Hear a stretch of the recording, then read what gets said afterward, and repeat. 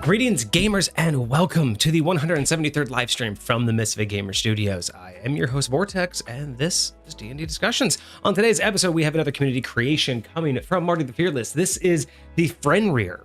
Fenrir.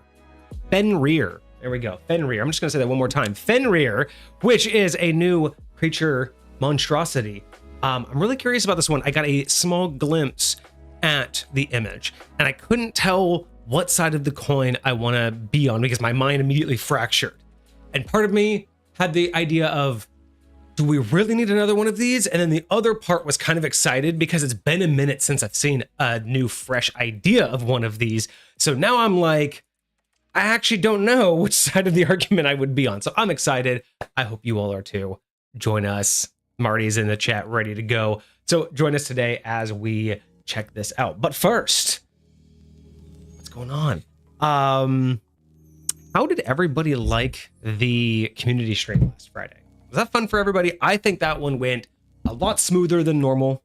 I had a good time. I had a really good time doing it. I do think it flowed really, really well. I really want to go back through our last couple of those that we've done and just kind of look at like the layout process that we've had and see if I can't like narrow one down, because I've been trying to help myself. I don't know if you saw in our Discord, I sent you the examples of the write out for that. I haven't gotten a chance to look at them yet, but I do hope that we can get those this week. Exactly. So I really want to make sure that like we can have like an easy way to like, I can take notes on these like as we're going through them and like put these things like in where they need to be placed like as we go through. I feel like that could be phenomenal. So if I have an idea of how we're going to attack it, I think the way that we did it last week, at least for sublet and subclasses, is my favorite. I liked how, and we've done 3 of those so far, so I've got a good bit to look at. So I liked how we wrote out on one side of the screen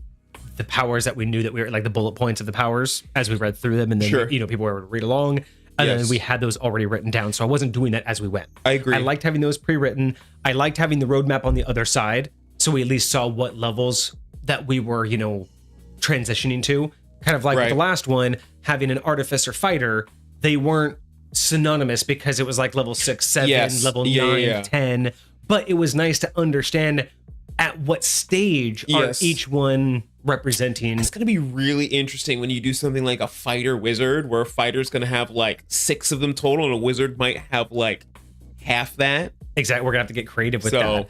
So yes, I think I like that the most. And I think if we could set you up like, and I don't know about this from chat, for anybody that was there last week for the community stream, was it better for the experience? Did you enjoy the fact of the pre aspect of the stream, or of the the YouTube aspect of the stream, where we were on stream researching everything, putting together the artificer, like we looked at the battlesmith, we put it all together on stream. I built out the bullet points, and then we moved into the actual representation of the presenting and the actual building. Exactly, because I think that's great for YouTube. I think doing that for YouTube, instead of editing the part where we put it all together, having that done, and I only do the YouTube video for us building the new class. Sure. That I loved. I actually kind of really liked that too. I really enjoyed it, but and Soul liked it too.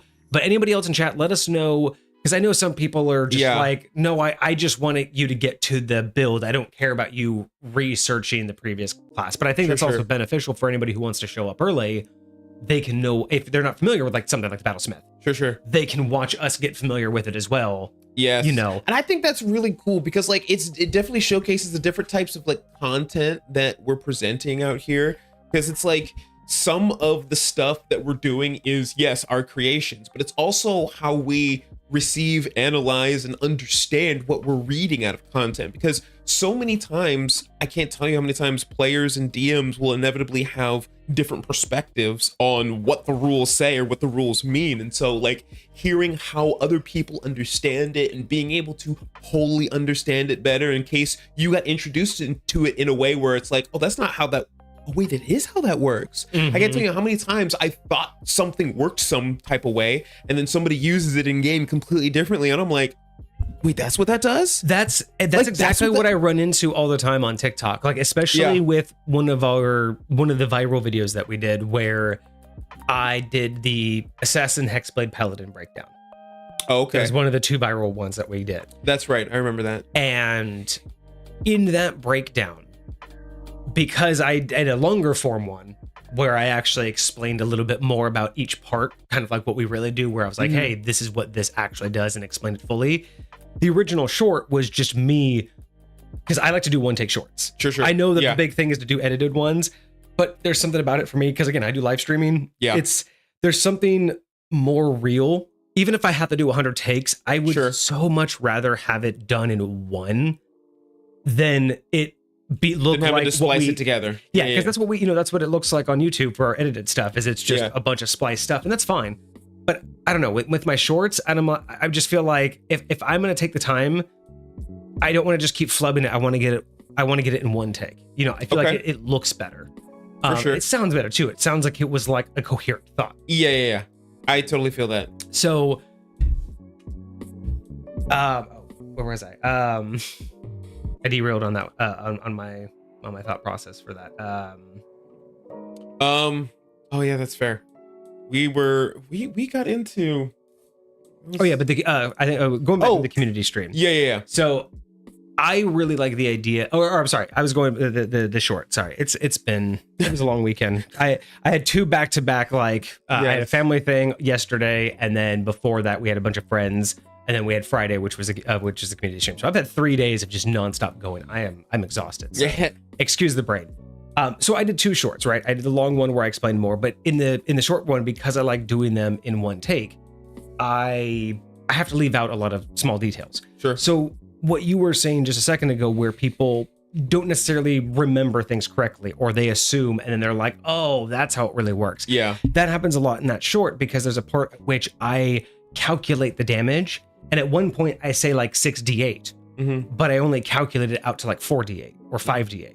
Okay. And people are like, wait a minute, like that and that don't equal that. Like that's bad math. And it's like, well, what you're missing, because again, you're looking at one piece of a giant build that, again, I love how people see you do these things and they're like, oh, you didn't research at all. You're the one who's flipping through your phone and randomly commenting and assuming I didn't do my research. But they'll comment that my math is bad, not realizing that the version I was using, the 2024 or the 2014 Paladin, Smite had a cap. You could only stack Smite so many times. Right. So even though I think the idea was that it was like you get 48 Smite for something, but the ability that build was using was it doubles everything. So it got like an 8d8. But the problem is the book says you can only stack Smite to 5d8. So I say 8d8 equals like 40 damage or whatever. Sure. And everyone's like, 8d8 isn't 40 damage. And it's like, I know. That's because what I can't add in that 30-second short is 5d8 is the cap, but I'm not going to add that. So yeah, it's things like that where I love how you scrolling through your phone, making your little sly comments, think you know more than the person who took the time and you're assuming they didn't do any research, that they took the time to do this. It's the syndrome that it's people just think they know better. They think as the second I disagree with you, it's because the information I have is better than yours. And that inclination, although I will say I used to live with the opposite inclination that everybody else knew better than me. And so I just automatically assume it's very dangerous, right? Either side of the spectrum, you have to be able to do your best to discern, like be willing to test both what you believe and what they believe, right? Yeah. And then hopefully you'll be able to find out what's real. Exactly. So, and it's just so funny because that mentality is just like the antithesis of what this entire stream is. It's the exact opposite of our motto, which is being much more open-minded and inclusive about all various forms of D&D and how you want to play it versus trying to come across as, well, we know better, so listen to us. Exactly. Exactly. Marcus has always had a healthy criticism of everything, but will admit that when they're wrong, and that's the way that, I have learned a key understanding that's helped me deal with people in the world is understanding that you don't just immediately assume everybody is this way, but you have to understand that the average person, I would say the majority of people even, when in an argument, want to be right, not correct. And once you learn that that is the truth, and you learn how to look for it, you will be able to back out of so many pointless arguments, or at least just not even get involved. Because the moment you can recognize someone wants to be right, not correct, it's literally a moot issue. Yep. Because at that point, it does not matter what you say. It's not about the context. It's not about the constructive nature of the conversation. It's not about the evidence. If you have someone who, is afraid of daddy long legs, and you can show them all the evidence that they are not at all, dangerous to humans. Yeah. That fear is not going to go away. And that's the same kind of thing that happens in arguments. People, that idea of, no, I don't care what you say, I'm going to be afraid of it. That's the same thing that happens in certain types of arguments where, like, you see it in D&D a lot, where, people just swear up and down, that's not in the rules. Like, especially like rules lawyers. If it's how it says it, that's how it has to work. Period. End of story. And if you don't do it that way, you're wrong. And it doesn't matter who says otherwise, because I can read it in the book. And it doesn't matter how you want to put it. It doesn't matter how you can show that the DMG says that these are guidelines, that they want to be right. They just want everyone to agree with them. But kind of what Marty said, if you have an argument with someone who wants to be correct, just because they're unwilling to budge doesn't mean they want to be right. But you can tell when someone wants to be correct just because they're the ones who are saying, this is what I know, this is how I know it. And then they ask you, can you show me otherwise? And that person is someone you want an argument with. Because either A, they're going to challenge you to see, do you know what you know? Or they're going to learn something. Exactly. Because it's, again, someone who gives you evidence and asks for yours in good faith is going to compare the evidence and go, all right. Because for me, that's the same thing. In an argument at the end of it, I just want to be correct. If you have the right information, I don't care that you were right. What I care now is that from here on out, I'm correct. Because I wasn't arguing because of some righteous pride. I was arguing because truth is important. And I think that truth matters. I think that is falls along the same lines of when you find out where your disparity happens. Like, where if you say, I see this way, and I say, I see this way, and we now recognize, okay, you're viewing it from this perspective, and I'm viewing it from this perspective. You can look at it from my perspective and get what I'm trying to say, and I can look at it from your perspective and get what you're trying to say, but still might be at the place where it's like, all right, hey, my perspective is just different. And you and I have gotten that place when it comes to like a lot of the D&D stuff, where it's like, I get what you're saying, I understand, I might see it differently, and I might approach it differently. And we talk about, we do that all the time, especially because again, being steeped in second edition, but having heavily modified it for High Point, we constantly go back and forth on our ideologies of what terminology means and how we've adopted those things, right? For sure. And again, with Marty has a good way of putting it. An argument's trying to find out who's right, debating is trying to figure out who's correct. Yeah, and I like that. I don't mind that, though. Sometimes a debate is just a comparison of opinion, whereas at the end there is sometimes it isn't about being able to be correct, and but I'll say it's about just establishing your foundation. Hopefully it's exploring the other person's perspective. Like yes. if that's the debate that you're getting into, it's like, all right, I'm going to present to you this perspective and how I got here. Paint me the picture that maintains my immersion, that maintains like a world structure, right? Something that I can't poke holes in, so that I can see what it is that you're trying to paint for me, so I can understand what it is that you're coming from. So yeah. I'm totally here for that. And I feel like that's kind of how we've, at least that's the goal that we wanted to establish with all of this. Although I find it funny, while you and I feel that that's what we've done, right? That's what we feel like we show off a lot. I love how there are those in chat on occasion who have misinterpreted our energeticness. Listen, I cannot tell you how many times this has happened, like IRL to me. Like my sister-in-law, whenever my brother and I get into conversations, they're very similar to this, always upset at me. And she's like, "You guys need to stop arguing. Like, this is like, we're not arguing. We're just conversating, man. Right? We're just learning." Like, have you ever? Okay, it's like it's the same thing as like people find it, I think, like arguing because they're uncomfortable because they aren't okay having such strong disagreements. Most people, I think it's because the average person was, I don't want to say taught as in like raised, but at some point in your life by society, you were taught to put emotion behind your thoughts. Like at some point in our generation, I don't mean our generation as our age, but I mean our generation as in anybody alive, but within the 90s and early 2000s to now. I don't mean that you were born then. I just mean if you went through that time frame. I don't care if you were in your 50s or 20s at the time. Sure. The point is this era of the world taught us to put emotion behind our thoughts, which is why pride became so dangerous. You know what I mean? Pride it went from an actual understanding of being, proud. I hate using the definition of something, but you know what I mean? It came from having a good feeling about where you came from and not feeling that's any lesser than anybody else, to being this thing that you'll die for because of a word that came out of someone's mouth. And somehow that word that floated in the air doesn't fall, if it's not followed by a different word that that sounds like sorry, right? You're willing to take someone's life over that and you're willing to waste 30 years in jail.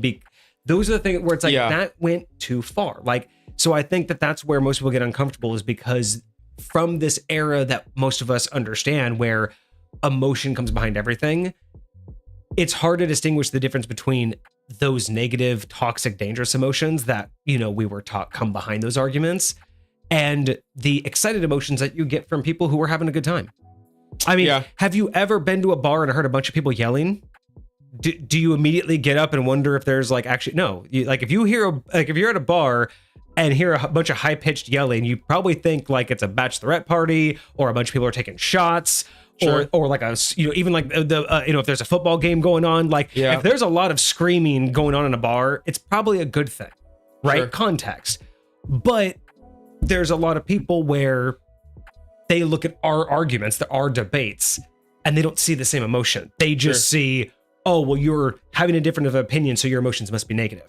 And it's like, our emotions are about as high as you guys watching a football game that's neck and neck, and they're just you don't know if they're gonna get tackled, and we're like, who's gonna come out like again? I used to watch the UFC back in the day, right? And I really enjoyed it. But like that to me is what this is. It's intellectual UFC.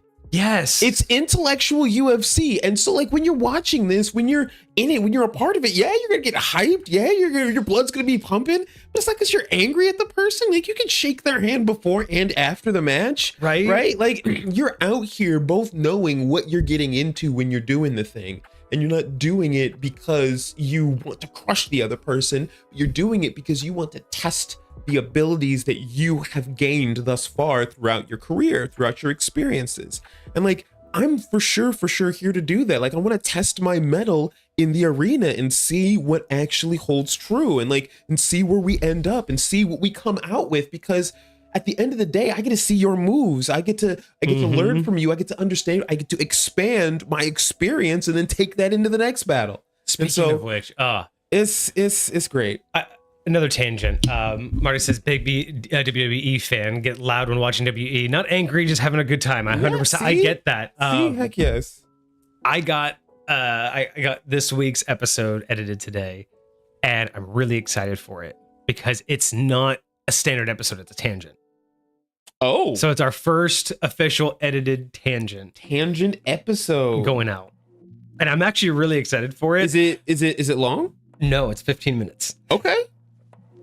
That's also our shortest. That's a pretty good tangent. So I'm really liking that this is the evolution of the main channel. We have a bunch of shorts on there, now we have everywhere from a 15-minute to an hour video, and a few in between. So we have some 30 minutes, a 40-minute, an hour. So we have like a good mix. And I'm liking it. I'm liking that that's what we'll have as you come to the channel. No, I do like that. And if you like our stuff, that. Because I like. There's some certain people that I like just because I love like their commentary. Like, again, like Dark Viper. I talk about him all the time, but I will put him on like when I'm cooking or something just because I like his commentary and the things that he talks about. And I will want to watch, like if he's not live, I don't mind it, watching his YouTube videos, but a lot of his videos are 2 hour long. Sure. And it's just like sometimes you have to wait a while in those videos for him to get on a good topic of conversation. Sure. And then sometimes you're about to end it like right in the middle of something that he's talking about, which sucks. He doesn't have a lot of like short content where I'm like, oh, I'm going to do the dishes for the next 15 minutes. I can't just put a 15-minute video on a piss. Yeah. There's other YouTubers that I have to go to that have 8 and 15-minute long videos. Got you. So that's my biggest thing is I kind of like being able to have a channel where a lot of our content will be 45 an hour long because it'll be like the reviews and stuff. But I like having that, the 10-minute, 15-minute tangents. Are you gonna give your tangents cover photos? I don't. Or are you gonna have like a generic tangent cover photo?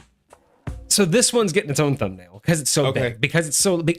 I think any official edited video should get its own thumbnail. That's the one. Not the shorts, because you'll likely have different tangents edited. Oh yeah, you guys want to see this one? You guys actually want to see the thumbnail for this one?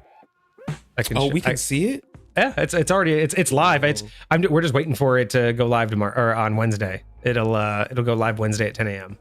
That's which one we post. Nice. Let me pull this up. Oh, wild. That's the tangent? Wild. I'm here for that. I'm here for that.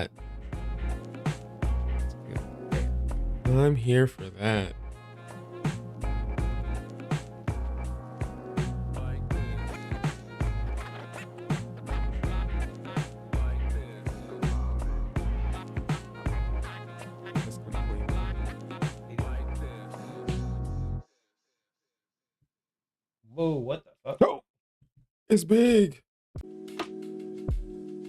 There we go. There we go.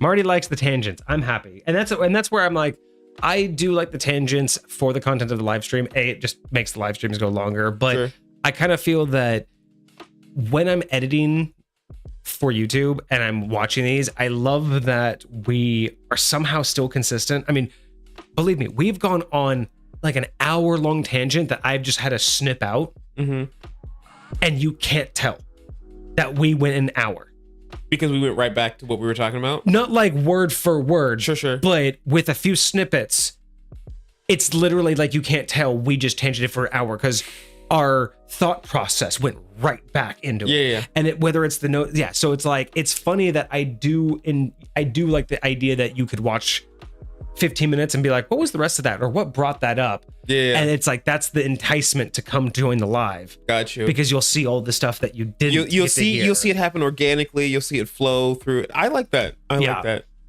So this is the thumbnail that's for the tangent. So this was when we were doing, I forget what episode it was in, but this was from a question from chat from Hecate. Oh, Hecate had asked during one of our streams. It was a history of stream, I believe. Okay. And Hecate had asked, what is the most mundane thing in High Point that can become a god? A thing? Just what was the most mundane creature or thing that can become a god? And that went on a 22-minute tangent that turned into a 15-minute video.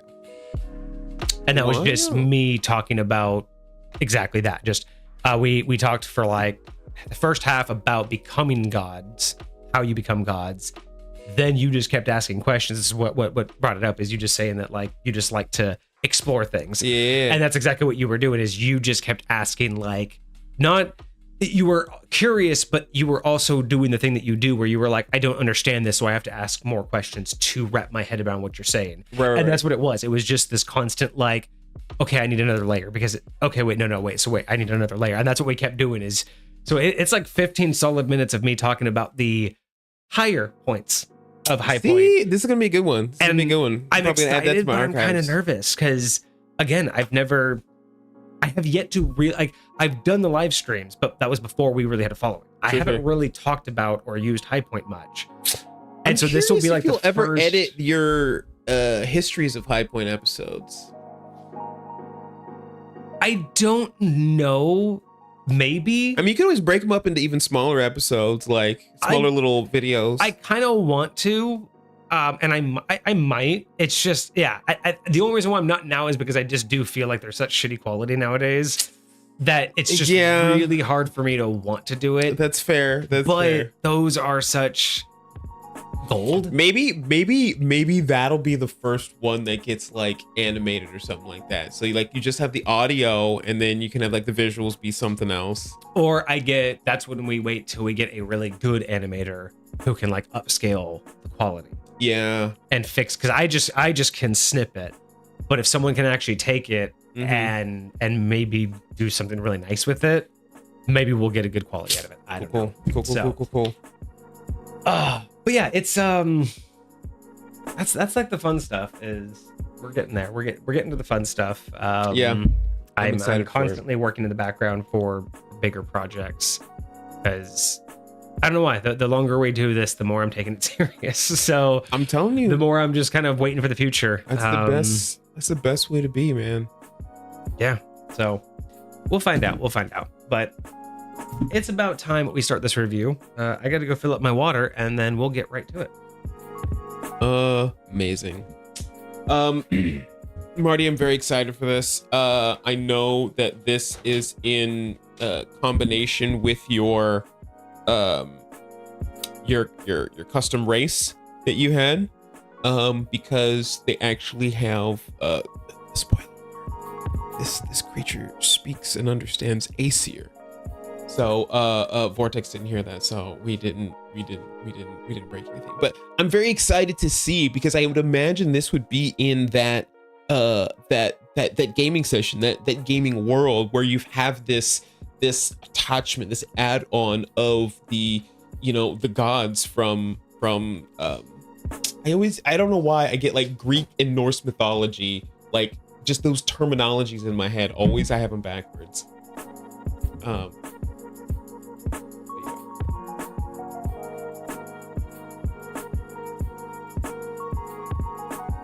Okay, so we will fix. Okay, so it's a monstrosity giant. So we'll call that out when we do it. And it has giant blood. Gotcha. Okay, so it has giant blood in its veins. It is a monstrosity giant. So we're saying it has two creature types, because giant is its own creature type. And it is possible, theoretically, to have more than one creature type. Okay. It's very, very rare. I don't see it very often, but makes sense for this. So yeah, we could do monstrosity giant for this, and so any spells or items that affect giants would affect it. And yes, it has two. Yes, it has two. Okay, cool. I bet We will call that out as that. So, all right. I think that's it. I don't think there's any other. Let me double check the Discord real quick for any other updates, and then we'll get to this. Real quack. Yeah, see? And yeah, I'm really curious. I gotta talk to you offline about the MTG stuff, because if that works out the way it was quoted or the way it was estimated, that's right in line. We might be getting some updates to the stream. So, nice. I don't know if you checked the chat. Are you talking about Discord? Yeah, if you check the group chat. But yeah, if that can happen that quick with the cards. Yes. If that can happen that quick. Yeah. I might consider. It can. I actually was talking to him the other day.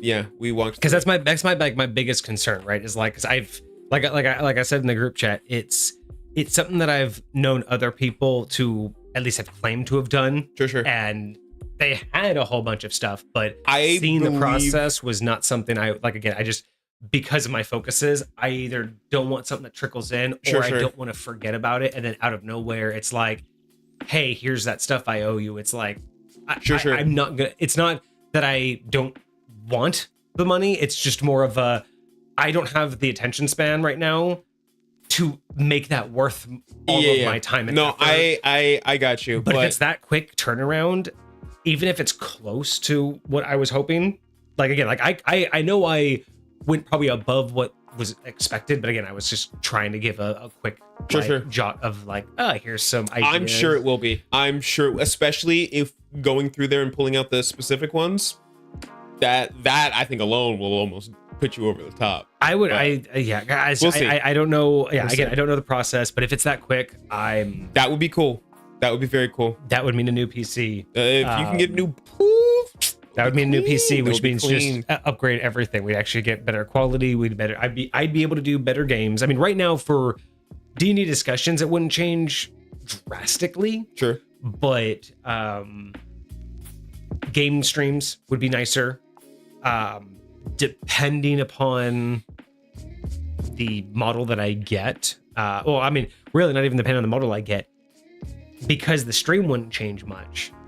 I could permanently put this PC in the tavern, ditch the laptop, and tavern streams would be this quality. Yes. Instead of the stream quality. Yes. Or instead of the laptop quality. And then the new PC would maintain this quality for streaming. Got you. But my video game quality, I'd be able to play, because I can't even play Rust. So I can't play Ghost of Tsushima. Really? I can't play Rust. I can't play. I mean, those are. I swear you were playing Ghost. I tried once, and it was like you could literally watch the individual frames. It was bad. So Rip, dude. No updates in Discord, but yeah. So in that particular case, it's just one of those. If I can do better games, that'd be awesome. Sure. 100%. But yeah. Yes, Magic the Gathering. Yes. So we did a stream about a month or two ago. February actually. Is it that long ago? That's why I felt really bad about how long it took me to get back to him, because I'm just like, damn, time just goes away. It really does. It moves quick, man. We get ADHD. Like literally, time doesn't mean anything. Big facts. Big facts. So we did a stream back in February where we went through all my Magic the Gathering cards, and we went through them all on stream. We played a couple of rounds. And it's not Phoenix, is it? No. Python. Yeah. So Kage's brother Python showed an interest in them, got to talking, and we're working out a way where he might be able to offload them for me. And if hopefully before the summer. And if they're able to offload it, then yeah, because that was the first time I had touched him in years, and so it's kind of time, I think, to just let him go, especially if it pushes this forward. Like, yeah, oh, dude, yeah, that would be a miracle. I think that'd be awesome, and I really do think it will work out pretty smoothly when the time comes. So yeah, so we'll talk about that. I wanted to sleep on it at bare minimum, because I've learned in my life there's nothing that needs that. I mean, if anybody's convincing you that you need to be impulsive, they're a salesman, and you don't need it. 100%. If you want to be impulsive, that's fine. Like, it's fine, going window shopping. Do it for your own reasons. It's fine to have impulse, but I have learned that nothing needs to be done on impulse, and if it does, it's a scam. It's bad, yes. Or it's a medical emergency. Sure. But in this particular case, while this sounds like a really good idea, and I can't immediately foresee a reason to say no, sure, I'm like, well, if that's the case, then sleep on it. Because if that's the case, my mind won't change. and there's nothing 100%. stopping us 100% from waiting a day. And that was the thing that we were talking about earlier, right quick. It was whenever you come up with these things, like, challenge them. Like, give yourself time to challenge it. Give yourself time to, like, find a reason why maybe I didn't think about this. Maybe instinctually it sounds great, but after sleeping on it, I'm like, what about that though? And so that's never a bad idea. And like, I think that's great perspective for everybody. It's like, hey, always give yourself time. Right? Or like with reviews, sometimes you just have to give yourself time to not have any more doubts, to just convince yourself, you know what? No, that there is no reason. Why did I wait? You know what I mean? You wait, now you're realizing, wait a second, I should have just done this yesterday. Exactly. So that's kind of where I'm at there. But yeah, if that happens, upgrades by the summer. Sweet. And then after that, it will be, I mean, what else? Other than upgrading the tavern streams, upgrading gaming streams, I guess that would just mean that the next big, like, updates for like what we would spend money on would be like new equipment, just more up to date stuff, and higher quality streams. Do any what do you call it? Services or things that we would want to like purchase or have, or we'd need some more. We're already paying for those, and so far, chat's been kind of helping us out. Like those last couple subs have definitely covered some of the costs. That's awesome. It's been helpful. It's been super helpful having some people who are here every single month. We do always appreciate our subs because y'all do help actually stuff in the background keep going. Because you guys are why we're here for a lot of reasons. Yeah, it's canon ice. All right, but I think that's enough dilly dally. I think we can begin. We're gonna switch over here real quick. Just as we were saying that, thank you so much. Soul gifted a sub to Aria Faye. Well, congratulations, Aria, if you ever show up. Thank you for the sub. More to help pay. Thank you so much, Soul. I appreciate you. Let's get ready for our review today. See, Soul's just knocking me out of like the process. I was all ready to get started. Every time you do that. See, don't tell him that. But you're on even 8. There we go. Even 8. We're good. Yeah, see? Just keep those even numbers. He's going to start doing that to you on purpose. Dude, look at that. Boom. Hey. I like that. Change the screen, and that's what it is. Hey. All right, so we're about to do our intro here. So as soon as you hear Greetings Gamers, feel free to say hi, YouTube, in chat when you hear Greetings Gamers, and then we'll do a quick intro, and then we'll get started with our goal. 50 more coming down. God damn it. Over the next year. How about that? Okay. Over the next year. There you go. All right. But yeah, we will get started here with our review coming up.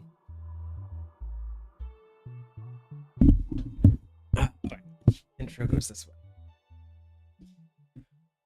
Let me get this back. Oh.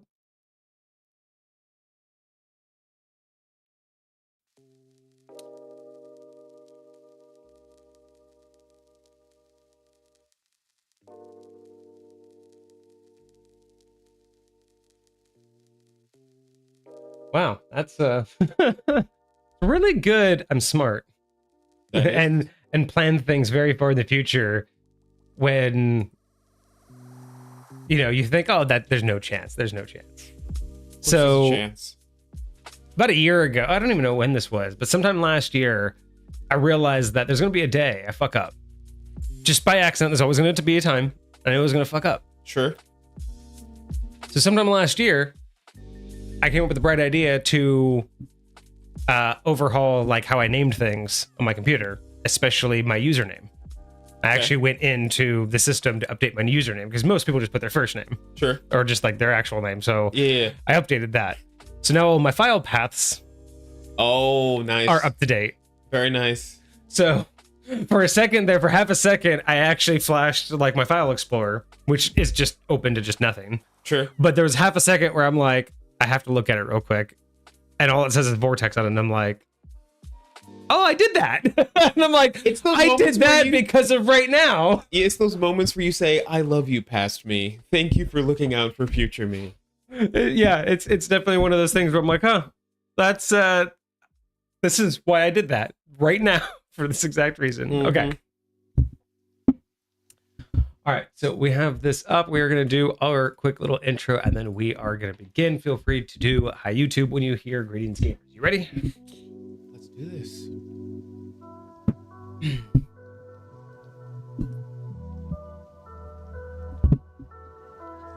All right, here we go. Greetings, gamers, and welcome to another community creation review from the MisfitGamersStudios. I am your host, Vortex. That gentleman over there is your co-host, Kage. And today we have the Fenrir by MartyTheFearless. This is a monstrosity creature, but it is also a giant with giant blood coursing through its veins. So we're going to figure out exactly what this is, what it can do, and would it fit in High Point. Join us today. Let us know what you think, and we shall begin. All right, so starting with our description as always. All right, description. The Great Wolf, the Scourge of the Realms, the Bringer of the Apocalypse, the End of Times, Fenrir. Released from its chains and free to travel the realms. Its maw the size of a cottage. Its feet shakes the very earth with each step. Its growl shakes the foundations of the mountains. Its hunger is unending, unyielding, unstoppable. All right, so we're getting Norse mythology. Okay. Wait, is that Norse or? I think this is the same tree as this is what I was mentioning in the chat when you stepped away. The same tree as their Aesir. Oh, this I is see. from the is that Greek? That's Greek mythology, right?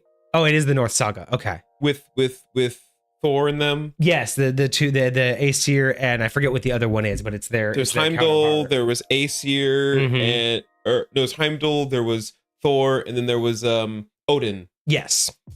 Were the sub races. And that was the first three, because then there's the other three, which is the sister race that we're gonna get. Is there? There might be. Oh, I think I know what you're talking about. Yes. All right. So that's going to be part of the Norse saga. Thank you so much for confirming that. I love this view. It really makes it a lot more striking how big this thing is. Yes. Like truly a monstrosity. This thing is wild. Yes. And a giant. So this really shows off the aspect of gianthood. Yeah. I can see you being a giant's pet. And it's the Fenrir is the other race. Okay, the Fenrir. Aesir and the Fenrir. All right, here we go. Oh, so the Fenrir, gargantuan monstrosity, also a giant. It does have two creature types. Can I pet that dog? Can I pet that dog? Wow. We need to add that sound. Oh my god, we do need to pet that sound. This is all chaotic evil. The armor class is 23 with natural armor. It has 451 hit points, or 22 d20 plus 220. And it has a speed of 45 feet. All of that seems pretty normal. I could see the speed being a little bit faster, but not unnecessarily so. Maybe 50. I can totally see 50, especially as big size gargantuan. I wouldn't even be surprised. Because of what it is, because it's a wolf, and wolves on land are supposed to be fast. Having a gargantuan one, I wouldn't even be upset at like 60. I was thinking the same thing, but 5th edition, it gets weird with that much movement. So, 45 feet for other reasons, Marty says. Okay. So fair enough. I wouldn't mind having it a little bit higher, but yeah, the armor class of 23, I think. That's wild. It's actually pretty nice. I like that. I think that's pretty good. It doesn't feel like it's going to be impossible. You're not fighting dragon scales, but that armor, I mean, the hair alone is probably going to be wildly tough hide and like probably thick fur. So yeah. Yeah. I'm down with it. I can see it. Okay. I can see it. And good enough hit points too. I mean, he's chunky. Anything near 500 very chunky. It feels good for like that kind of a giant creature. All right. So stats, we have so with stats, we have a strength of 20, a dexterity of 24, constitution of 30, intelligence of 10, wisdom of 18, and charisma of 3. I love seeing charisma as the dump stat. Intelligence, I don't mind being a 10, especially for a wolf. You want them to have some sort of tacticalness to them, so I'm okay with that. Sure. That is a pretty high wisdom in my opinion. Wasn't expecting such a high wisdom, But again, if you're thinking about like more of the pack tactics aspect, I'm really curious to see where that's going to come in. Okay. Because I don't really know where we would put that between intelligence and wisdom. 5th edition's again sometimes weird with which one. I can see an argument for wisdom. But look at these first 3. Strength of 20, which totally fine with. Dexterity of 24, actually more fine with, because what we're dealing with. Constitution 30. How you feeling about that? I again have yet to see a 30 on any creature. It's wild.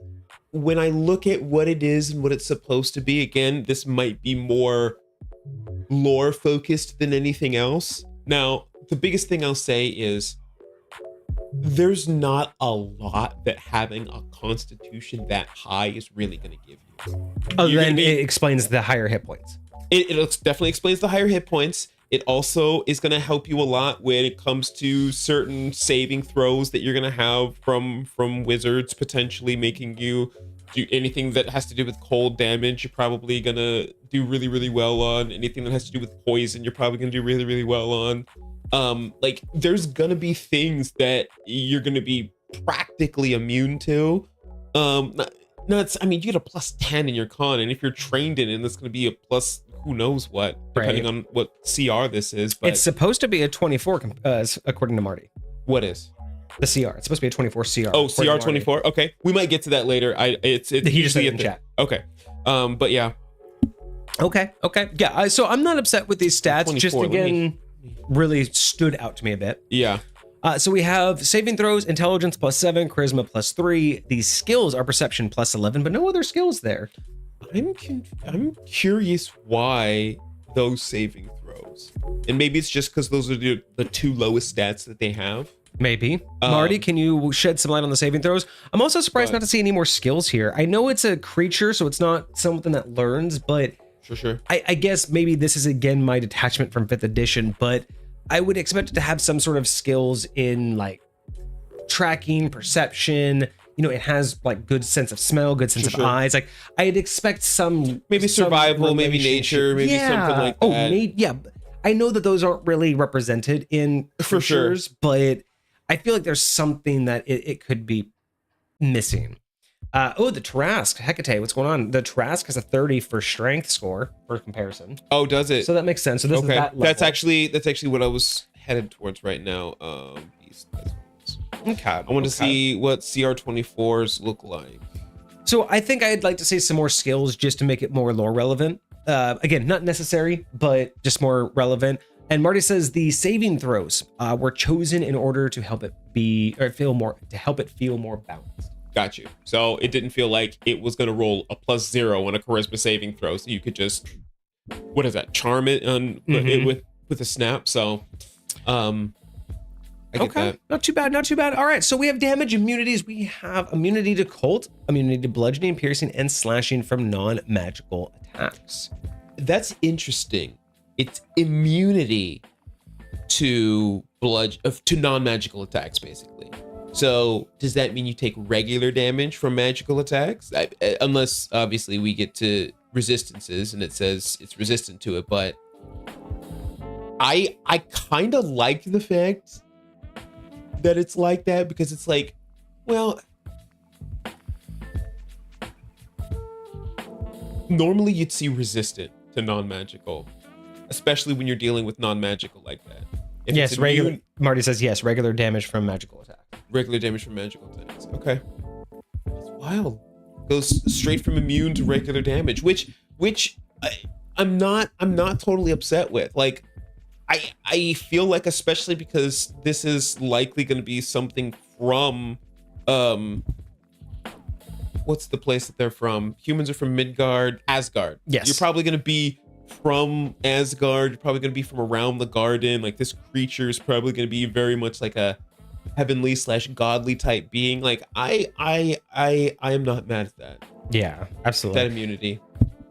Quick little tangent, because I want to get like a short out of this. I don't think it's going to be a very long tangent, but I kind of want to get an idea out there. Maybe we'll get a clip out of it. Because you brought up how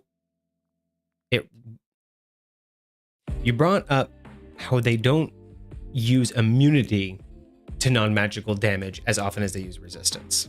Yes. And I'm really curious about everyone's theories about this and how others call it as DMs, how other DMs call it. Because are there any DMs out there who look at it as if you were immune to non-magical damage, you only take the magical damage? As in, if you have a 1d6 plus 3, and you're immune to non-magical damage, do you only take the 3? What makes the 3 magical? Because that's the magical weapon. Like, it's a magical weapon, right? So it's a 1d6 plus, like, but it's a plus 3. So it does 3 extra damage as magical damage. When something's immune to magical damage, would they only take the plus 3? See, that I see what you're saying, but as for my perspective, a little bit more lore purpose wise, if there is a weapon that is magical, I don't think it only makes a part of the damage magical. I think it makes the essence of the thing magical, and so that everything that it's doing is magical. Like that would be my perspective. The idea that the weapon's magical makes every part of it and all of its damage magical. Yes, damage. and if there was a weapon that said something like, hey, this is a sword, but like when you hit with this sword, a magical missile comes out and hits the target, then okay, I can totally see that. Like, the magic of the sword isn't in the blade, it's in what it can do as a side effect. But if there's something that makes the damage the blade is doing magical, to me, that would mean the whole thing is magical. So what about a sword that, say, does a standard 1d6? Sure. But is now magical, so it does a 1d6 plus 1d4 cold damage. Is the 1d6 considered magical? So again, I would say yes, because what's happening is I have this, imagine I had a blade made out of ice. I would still cut you, but it would also still do cold damage. And so like I still think, like, if you have an ice blade that's able to be that strong, like, that blade itself is magical. So I would say that even though you're doing both slicing or was it what is it called? Slashing. Even though you're doing both slashing and cold damage, I would totally see that as fully magical. Yeah. Unless you will articulate that the damage that's happening is separate. It's like a separate magical effect from the actual attack. I would call the whole thing magical. Okay, cool. I wanted just that because I want to turn that into something for not rage bait, but content bait. I think that's gonna be. I think that's what everyone's answer is gonna be. Is if the weapon's magical, everything's magical. But I think the thought deserves to go out there. No, for sure. Of if you have immunity to non-magical damage, and it's more about, are there any DMs out there that look at things as there's a point of mundane damage up to a point and then it's, magical, or is all, you know what I mean? Right. I'm just kind of curious how the minds work out there, because I think you're right. I think the way you would describe it is probably the way the majority of people do it. But that's kind of, again, what generates like content bait is what people assume is obvious. But ask a really dumb question. We were talking about that. Like, there's so many assumptions that happen in regular conversations that people don't recognize. And so drawing attention to that might trigger somebody to actually be like, well, do I? Well, and it seems that everybody on TikTok loves to correct me. So if I ask a dumb question, maybe they'll all be like, that's obvious that's how, if it's magical, it all is magical. And I'm like, hey, you may think that you're smarter. Thanks for the comment. That's you just got me 10 more views. Appreciate you. All right. Well, we can get back to the review after that. I still need to make, I know it's on my list of things to do, but one of these days I need to sit down and actually make a tangent camp. And I don't know what I want that to look like, because again, like I don't even know if I really need it to be anything other than our side-by-side like it is right now, because I figured out a way that I can edit this into the top down. Yeah, I can do our verticals with this now. So just kind of one of those things where I'm not really fair enough. Don't know if I need a whole extra one, but it is nice to segregate it out of the edit where I can just back. Oh yeah, I just need to move that separate. No, that is clean. I can only imagine not having to go through an entire hour of footage just to figure out, oh, that's where I needed that. Right. And potentially have to go through it multiple times to like, where did that start again? All right. All right. Let's cut it here. All right. So we just went over the damage immunities of cold, bludgeoning, piercing, and slashing from non-magical damage. Is there anything that feels like it's missing from a giant wolf? I get cold, totally understand cold. Is this one of those things where I know it's not official D&D to put it in there, but is this where you'd almost want something like fall damage? I mean, I don't know if that's considered, I don't know if you'd want it immune or resistant to fall damage, but with it being so big, I could totally understand it. Like a fall isn't the same to this thing, right? Sure. Like you'd have to basically drop it from space for it to recognize the fall. I mean, I feel like that might be more DM call, but that's fair. That's fair. But what do you think? Is cold enough? I mean, I love the bludgeoning and piercing, especially for a mythical creature like this. But the cold, is that enough? I might put it resistant to fire. Because we don't have any damage resistances. We only have damage immunities. Because my first thought is thinking of this as you said it was like from Asgard. This is the idea of some sort of not celestial creature, but it is a higher being. Something like radiance would be fine. I would like to see radiant damage or negative. Some sort of like maybe fire resistance I can understand. Just because like again, usually creatures that are built for the cold, like again, because they're used to being so cold, it takes a lot more fire to do as much damage to them. I could see that. I could see that. So like that's and sometimes you'll see weakness to fire when you see affinity for cold, but sometimes you'll see staggering immunities or resistances to both because you're so cold that you need way more fire to actually do. So I could see the damage resistance to cold. Maybe like radiant wouldn't be bad. Charmed, frightened, and stunned. I like that you can't just charm it, and so having that low charisma isn't as because correct me if I'm wrong, isn't like dominate person considered being charmed? I think so. Yeah, I think it's a charm spell. Also, one thing you could here do as well as resistances. Again, because you don't really do condition resistances, so. Right, you don't. Yeah, there's no real resistance to a condition. It's either you're immune or not. Like conditions. The only exception would be you have advantage against saving throws, but you'd probably put that in the abilities, not in the. Because the only thing I could think of is like blinded or deafened, because it's just so much bigger. It would take so much more. Like you were saying. No, I get that. I definitely get that. Target is charmed. Yeah. Okay. So all of that's good. I like those immunities. I just feel like I wouldn't mind there being more. It almost just feels like thinking about this giant thing. I'm like, is that it? It's like that's the only thing it's good for. But you know what? Like when I think about it, like maybe like something like petrification. I'd make it immune to petrification. Oh yeah. Like that. Okay. You know, but if grappled, like conditional immunity can't be grappled. Yeah. Honestly, yeah. I would totally say this thing can't be grappled. Yeah. Unless you're a giant. You know what I mean? Of equal size. Like, I don't know. Like, I could definitely say not be grappled. You can get a creature to gargantuan. Like, you can't cast enlarge reduce enough times. Okay, because, fair. They said spells of the same name, only one of them will take into effect. Yeah. So. Okay, so we get senses of passive perception as 21. That's pretty good. So if I roll good enough on my animal handling check, all I'm hearing is that I can pet that dog. I'm gonna roll animal handling. Why? Can I pet that dog? I won't pet that dog. Goodness gracious. So actually, she has a TikTok, and it came across my For You page randomly, and literally it was just a quick short of her saying, "Yes, I did in fact pet that dog." Wild. But no, yeah, like apparently she has a TikTok and is gonna ride that frame forever. Why not? Why wouldn't you? Of course. I mean, ride it until the wave falls out. I would. Go. I'm mad I didn't get that. All right.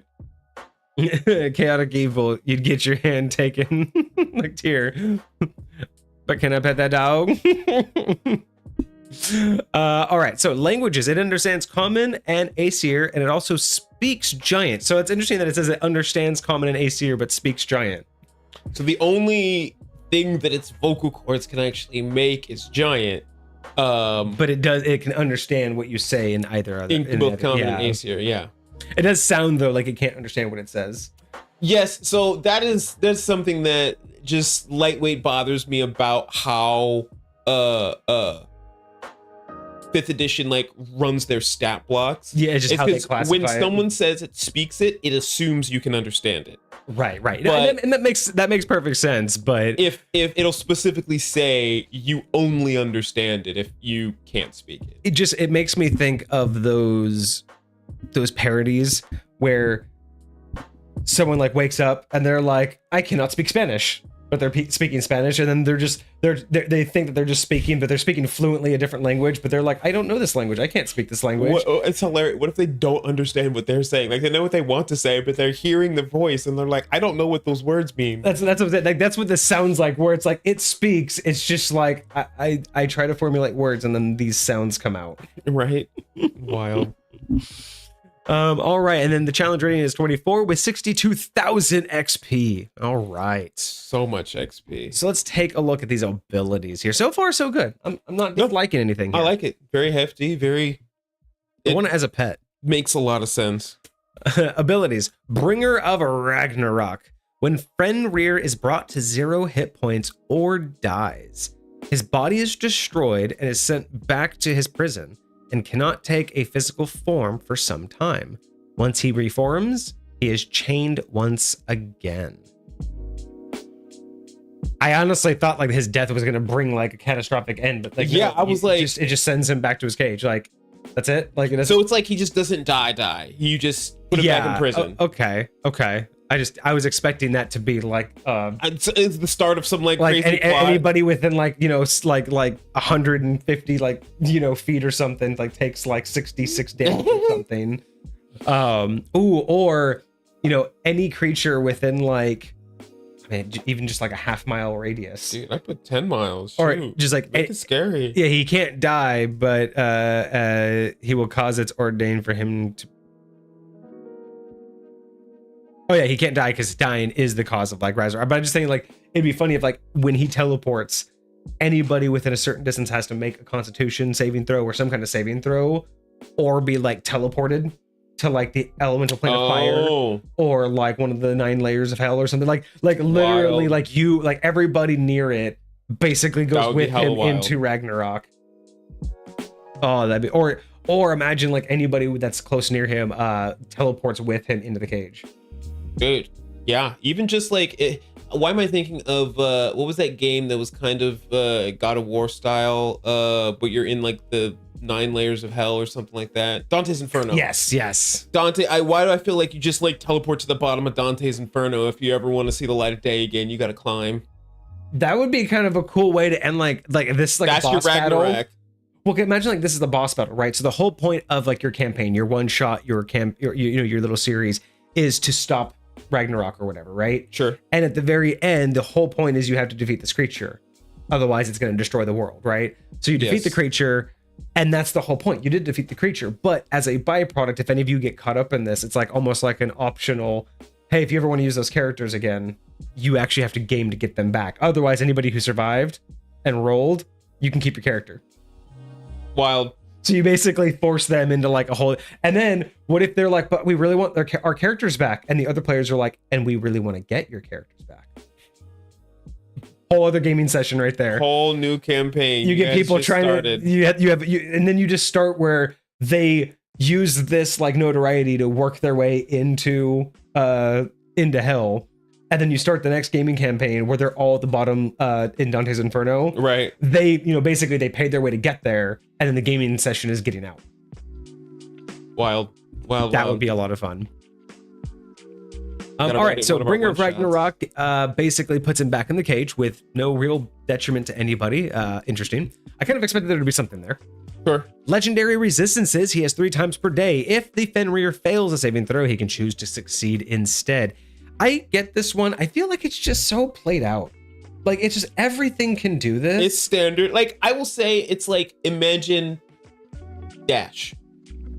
Everyone can dash. Yeah. And it's just like everyone of a certain, what do you call it? I feel like what this does feel, and maybe this is just me looking too much into it, but this is just one of those things that I feel like WotC adds because it's too easy because of the potential for min-maxing to overpower like creatures, that they almost need this just to make sure that the creature doesn't fail its way out of every battle. You know what I mean? Like, you don't want this big thing to happen, and you don't want the DM to fail roll out of it.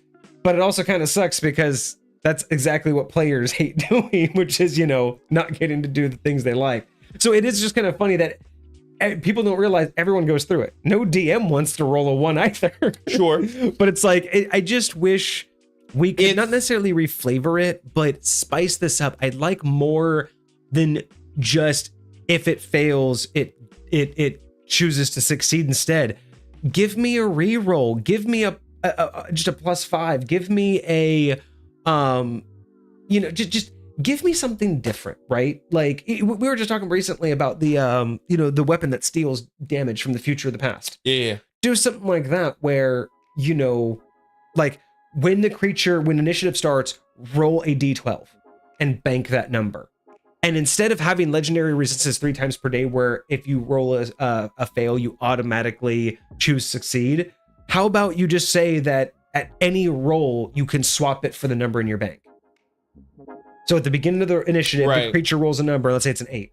So at any point, you can swap whatever you did for an 8, and now that number is in your bank. And just like that weapon we talked about, just the creature has the ability to swap out that number when it makes the most sense. I mean, what I think is, yes, I think this has been what's very common.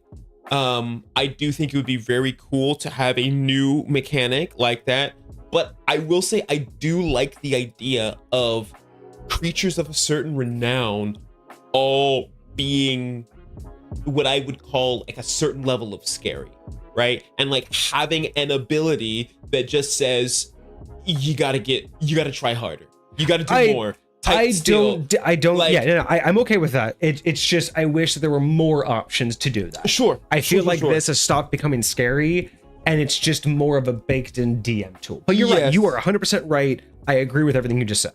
Because I just want DMs to have more options than just being like, no, I'm just gonna succeed. But I also like the idea of just like you can articulate a miss well, or just be like, you miss. I feel like you can articulate your legendary resistance well to make it feel less bleh. But, Hecate, exactly. We actually talked about this previously. The Chronology Wizard, yes, the Portents. I absolutely love those. And exactly, right? And I also, coming up with that idea just a minute ago, I also thought of a different one. Now I just want a creature that has that as an ability. That as a reaction, it can swap any roll, any outcome roll with one in its bank. So imagine like you're about to damage it and it has a 1 banked, it swaps your damage with one of its 1s. And then whenever it like does healing, it can swap that with whatever it was going to do with what it's banked. So at different points, it's just as like a reaction. So it can only do it like once per like round. Sure. But if it's strategic enough, it could like either minimize damage, output more damage. Like imagine something tries to heal it and it's like, no, I'm going to absorb all of that for a damage hit. Just the little interesting mindset of being able to have just a one little bank that you can swap freely. And it's just a free number bank. So you want to do a saving throw and you pull in and you swap that out, but you swap that out with like a huge, I don't know. That could be so fascinating to have that as an actual ability from a creature. Like kind of like I think about the Displacer Beast, you never know where it is. This one, you never kind of know what the exchange is going to be. It's almost like a creature of, oh my God, this might be a new series. A new spin-off series from subletting subclasses. Certain things should also have, like, think about the Echo Knight, right? It and our Echo Stalker, they grab from the potential, right? A potential future that no longer is. And they grab those echoes of potential into our universe, right? Those are what adventurers and people do with it. What would a creature do with it? What if that is the creature? What if the echo creature, the echo wolf or whatever we create, that's what it does, is it takes the potential of what could have happened and banks it and gives you the potential of something else that could have happened. And that's how we explained why it can bank a number on a reaction, is it stealing the potential. Interesting. Just like, so instead of forming, because it's not powerful enough to form its own echo, right, all it can do is take an echo of what could have been, but just a small chunk, which is like just a roll. And that roll can be applied to anything. So it can be a damage roll, a saving throw, but that's the weird part. It can swap any roll that it's interacting with any other roll it's interacting with. Sure. That I'm gonna have to think about that. But I kind of like this idea of another series though, where we create, like, let's say we do a couple more echoes, and then we're like, well, what would happen if a creature naturally had this ability? What would that look like? Sure. You know, and then like the Rune Giant. What if a creature, like, what would the pet of the Rune Giants look like? Right. Dude, that'd be wild. Oh, interesting. What's going on in chat? Wow, we missed a lot in chat. Let's see. So basically, yeah, the Portent Wizard. This is weaker than I would have built for a Fenrir monster, only because I wanted something a bit more balanced for the players, because a full power Fenrir is almost unstoppable. But you could say the same thing about a Tarask. It really just depends on context. Sure. And how you wanted to play it and who was supposed to go up against it. But I don't mind this. This definitely feels much more of a, you know, if you wanted to make a 1-to-1 replica, Fenrir is just a mythical creature. You could have made it as powerful as you wanted, right? But to make something that was based off of its lore, like, you know, the idea of there's a culture of people who saw this thing in the wild, and that's the lore they came up with, was it's the bringer of death. And maybe the idea of it bringing Ragnarok is there's a story of the town sent all of its best hunters out one time to go to do it. And not only did the hunters not come back, it came back and ravaged the town as retaliation. And therefore it just got the ideology, you know, it got the what's the word I'm looking for? It got the mentality, like the notoriety, like the infamy of bringing Ragnarok, right? Like if you go after it and try to kill it, it will come and kill all of you in your whole town. And that over centuries turned into, if you kill it, you bring Ragnarok. Got you. It's that how does the different generations change it? So it could be a real creature, but your ancestors ran into it, and that's the story they told, and now you imagine it as this legendary creature that if you go kill it, the world is destroyed. And in reality, that was just a story because they tried and their whole tribe got killed. Right. Soul is absolutely terrifying with an Echo Kraken. I don't ever want to know what that looks like. Echo Kraken. That just sounds like the heebie-jeebies. I could have some ideas. I have some ideas. The original, and Marty says the original bringer of Ragnarok ability was kind of busted, and they removed the part that wouldn't have been fun for the players, though it would have sounds like we would have loved it. Well, please share with the class. I want to know what the original, because again, this one just says that it goes back to its cage. Apparently there was more. When the Fenrir, here's the original. When the Fenrir dies, it creates a realm tear. Each creature within 500 feet must make a DC 22 charisma saving throw. If they fail, roll a D100, depending on the roll, depending on which realm you were teleported. That's what I said. That's basic. Yes, that is what we fucking wanted. That is not fun, especially because it's only not fun if this is a side quest or not part of the main storyline. If this is the final boss, that is a fine way to end the campaign. Because you imagine, like, most DMs, they want either like the everyone lives happily ever after or a TPK. Very rare, or like one character dies, like in a dramatic, in a heroic way, but that's or whatever. It. Imagine being able to end the battle this way and be like, and as the sun sets, the creatures dispatched, the world is safe, and the ranger and the cleric stand there alone, not knowing where their ally. It's just, imagine being able to end a campaign that way, almost bittersweet. You won. Congrats. But you always knew because again, remember, we always go into these things knowing the consequences, but it's almost like in the storytelling mindset of this game, we expect it to be all or nothing. Yeah. It's either we all face the consequence and it's a TPK, or the game we win. But this would be that perfect meld between you won, right? And just leaving everybody with that.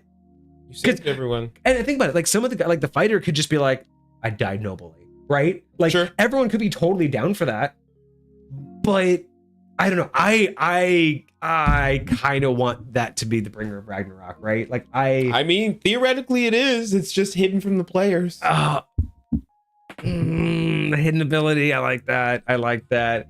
He would still go back to his prison, but that was the sacrifice. I 100% no. I want that. I'm mad that you took that out. You're gonna get a point off for taking that out. Wild. It's the first time I'm gonna give a point for something that I have in a metagame. I'm gonna metagame this It's point there, and say that you don't get it. It's there. It's imagine it's the meta text. Okay, that's why you can't see it. All right, so okay, moving on. Magical weapons. Fenrir's weapon attacks are magical. I'm assuming just all attacks, like natural weapons. And keen hearing and smell. Fenrir has advantage on perception checks that rely on hearing or smell. Hey, you see what Marty did? You see what Marty did there? Perception, wisdom. Oh, that's what you did. Oh, I thought Marty did that. You see, that's how you're supposed to do it, Watsy. Right there, what Kage did, that's how you fucking write it. Because that's what the actual stat you're rolling is. You're rolling perception, which is based off of wisdom. You're not rolling wisdom that's based... So here's the deal. This is how you're supposed to write it. I agree with you. Traditionally, I would have just copied and pasted it, but if I had written the whole thing out, there would have been a line break and it wouldn't have cleanly ended this thing. So I don't mind Wiz. I don't mind Wiz is fine. Sure. Wild. Sorry, I took some creative licenses, Marty. No, but honestly, this is how I wish Watsy would do it, because this reads clean. I do agree. You have advantage on perception, and it should just remind you. That's a wisdom check, by the way, bud. Like, right? Isn't that the logic behind it? Is perception? That's a wisdom check. Like, it shouldn't be. You're making a wisdom check. Well, what kind? Perception. It's because traditionally, if you've played the game long enough, when someone says perception, your brain's gonna automatically go wisdom. You don't need to say that first. Yes. But if you just say wisdom, I could be trained in perception, but I might not be trained in insight, and so they're both wisdom checks. So I need to know the other piece of information. It's like me being like, hey, can you hand me that hat? You know, the black one, like the hat, the gray one, the hat, the camouflage one. Why don't I just say, can you hand me the camo hat? Can you hand me the cowboy hat? Why do I have to say hat and then describe which one of those hats I want? Yeah, like that's what I don't understand. Is why are you adding that extra layer of thought process to all of this? I don't know. Maybe that's just me. But yeah, I would. But yeah, I say re-add it personally. I think Bringer of Ragnarok should be exactly that. Cool. And I think 500 feet is actually perfect. That sounds nice. 500 feet's nice. Again, I wouldn't be mad at a mile. Genuinely, I would not be mad, because this thing's freaking gargantuan. Like, what's the distance of a nuke going off? You know what, though? I would almost be willing to do this. What if Bringer of Ragnarok had two options? 500 feet if you bring it to 0 or kill it. 500 feet. 1 mile if it activates an ability that takes 3 rounds to go off, or 5 rounds, whatever you think is justified. So let's say when it gets to a certain amount of hit points, like 10%, it activates. Is this a self-destruct? Yes. So it would activate Ragnarok if it gets to like 10% of its hit points. So in this particular case, if it gets below 50 hit points, it activates Ragnarok. And in 5 rounds, it will nuke unless it's down a to mile 0. radius. So Gotcha. 2 miles. But if you kill it before then, you'll only do 500 feet. So it is the ultimate sacrifice. This thing's going to go off either way. And you will save the world. But because it's deciding to do it, it's going to take out even more. Although I'll say 10% is only 40 hit points. So it's like 1 hit. So maybe 3 rounds. So basically it's that whole thing of you just got to hit it 1 more time before it goes off. It does have a 23 AC, so hitting it could be hard. So I like that idea more of, I kind of agree with you, make it bigger, but it almost means like, I kind of want that choice of, if you take this out, or imagine it has like a ritual where it's imagine it's walking somewhere and when it gets there, it's going to go off. So you have to stop it, but you have to get close enough to stop it, which means you have to potentially sacrifice yourself to stop it. So there's these layers that you could add to really make this like a fun choice to still like tell your players like you are walking into a potential TPK. Like, there's so many ways you could preface that. And they can find a creative solution to escape it if they want to, but otherwise, this is what you guys are facing. Yeah. Do it at your own peril. Yep. So it knows it's going to lose, so it's just going to take everything with it. It's intelligent enough to do that. And that's the idea of bringing Ragnarok, right? Like, its version of Ragnarok is just roaming free and destroying everything. And if it's about to die, it's just going to go nuclear and destroy as much as it can. But even if you kill it, it's still going to go off, but it's more targeted to you and what took it out. Yeah. Because 500 feet, I'm not imagining it's targeting like it. You got to think of like what its real predators are. It's not targeting mortals. It's targeting dragons. It's targeting a Tarrasque. Sure. That nuke going off is like, a fruit having spikes or having a poison. It's targeting the thing that's meant to eat it, not all the little tiny creatures around. Yeah. So you think 500 feet's huge for the backup explosion, but you got to realize that's just it defending itself last second against whatever's supposed to eat it. Yeah. So that's my mentality too, is like, oh, and then you could even bake in if it does its explosion, if it does its like 1 mile explosion, it like almost like rebirths there. And that will be the next spot it comes back. Oh. And then it'll go to another spot to do that. Like, so that's kind of like, it's like, oh, so many ways that I could make this lore have fun, but we got to get on with this. Wild. Okay. So, magical, that all of its weapons are magical, and keen hearing and smell. Oh, here we go. That's what I was hoping for in the skills. The Fenrir has advantage on perception. Oh yeah, we already went over that. And that's where you wrote how it's supposed to be. So, moving on to actions. Claw, melee attack. Melee weapon attack plus 14 to hit with a reach of 15. I like that for how big it is. It is a 17 to hit, 3d6 plus 7 slashing damage. Or hit is 17 or 3d6 plus slashing damage. If the target is a creature, it must make a DC 20 Constitution saving throw or begin to bleed. Thank you. I love me a good bleeding mechanic. I think it is one of the most... Somebody asked about a bleed mechanic in Discord not too long ago. That is the most underutilized aspect of all D&D I think it conditions. should be way more common. Yeah, it should be a standard condition that nobody uses. So thank you for adding this in. While I was expecting poison or something because of its like nature, but no, I love the fact that it's bleed. While the target is bleeding, at the beginning of the player's turn, they take 7 or 2d6 slashing damage until they take an action to stop the bleeding or are held by magical means. Bleeding damage ignores resistance. Yes, 100%, because it's ongoing. It's not, you're not constantly getting slashed. Yes. You're bleeding from an open wound. I like that. 2d6 is great for something like this. Yeah, no, I am 100% okay. Magical means and taking an action to stop the bleeding, that's fine. Or by magical means. Yeah, that's fine. That's fine. I think that makes perfect sense. I am realizing that this, I'm already realizing though, one of the major flaws, this needs multi-attack, by the way. Oh, it doesn't have it. Let me bite. It also has a bite. So bite, melee weapon attack, 14 to hit, reach of 10. Again, I like that for its size. When hit, 2d12 plus 7 piercing damage and 46 cold damage. If the target is a creature, it is grappled. Escape is a DC 20. Until the grapple ends, it cannot bite another target. So it's an automatic grapple. That's interesting. If it bites you, it's an automatic grapple. It is grappled. Escape DC is 20. Yep. Yeah.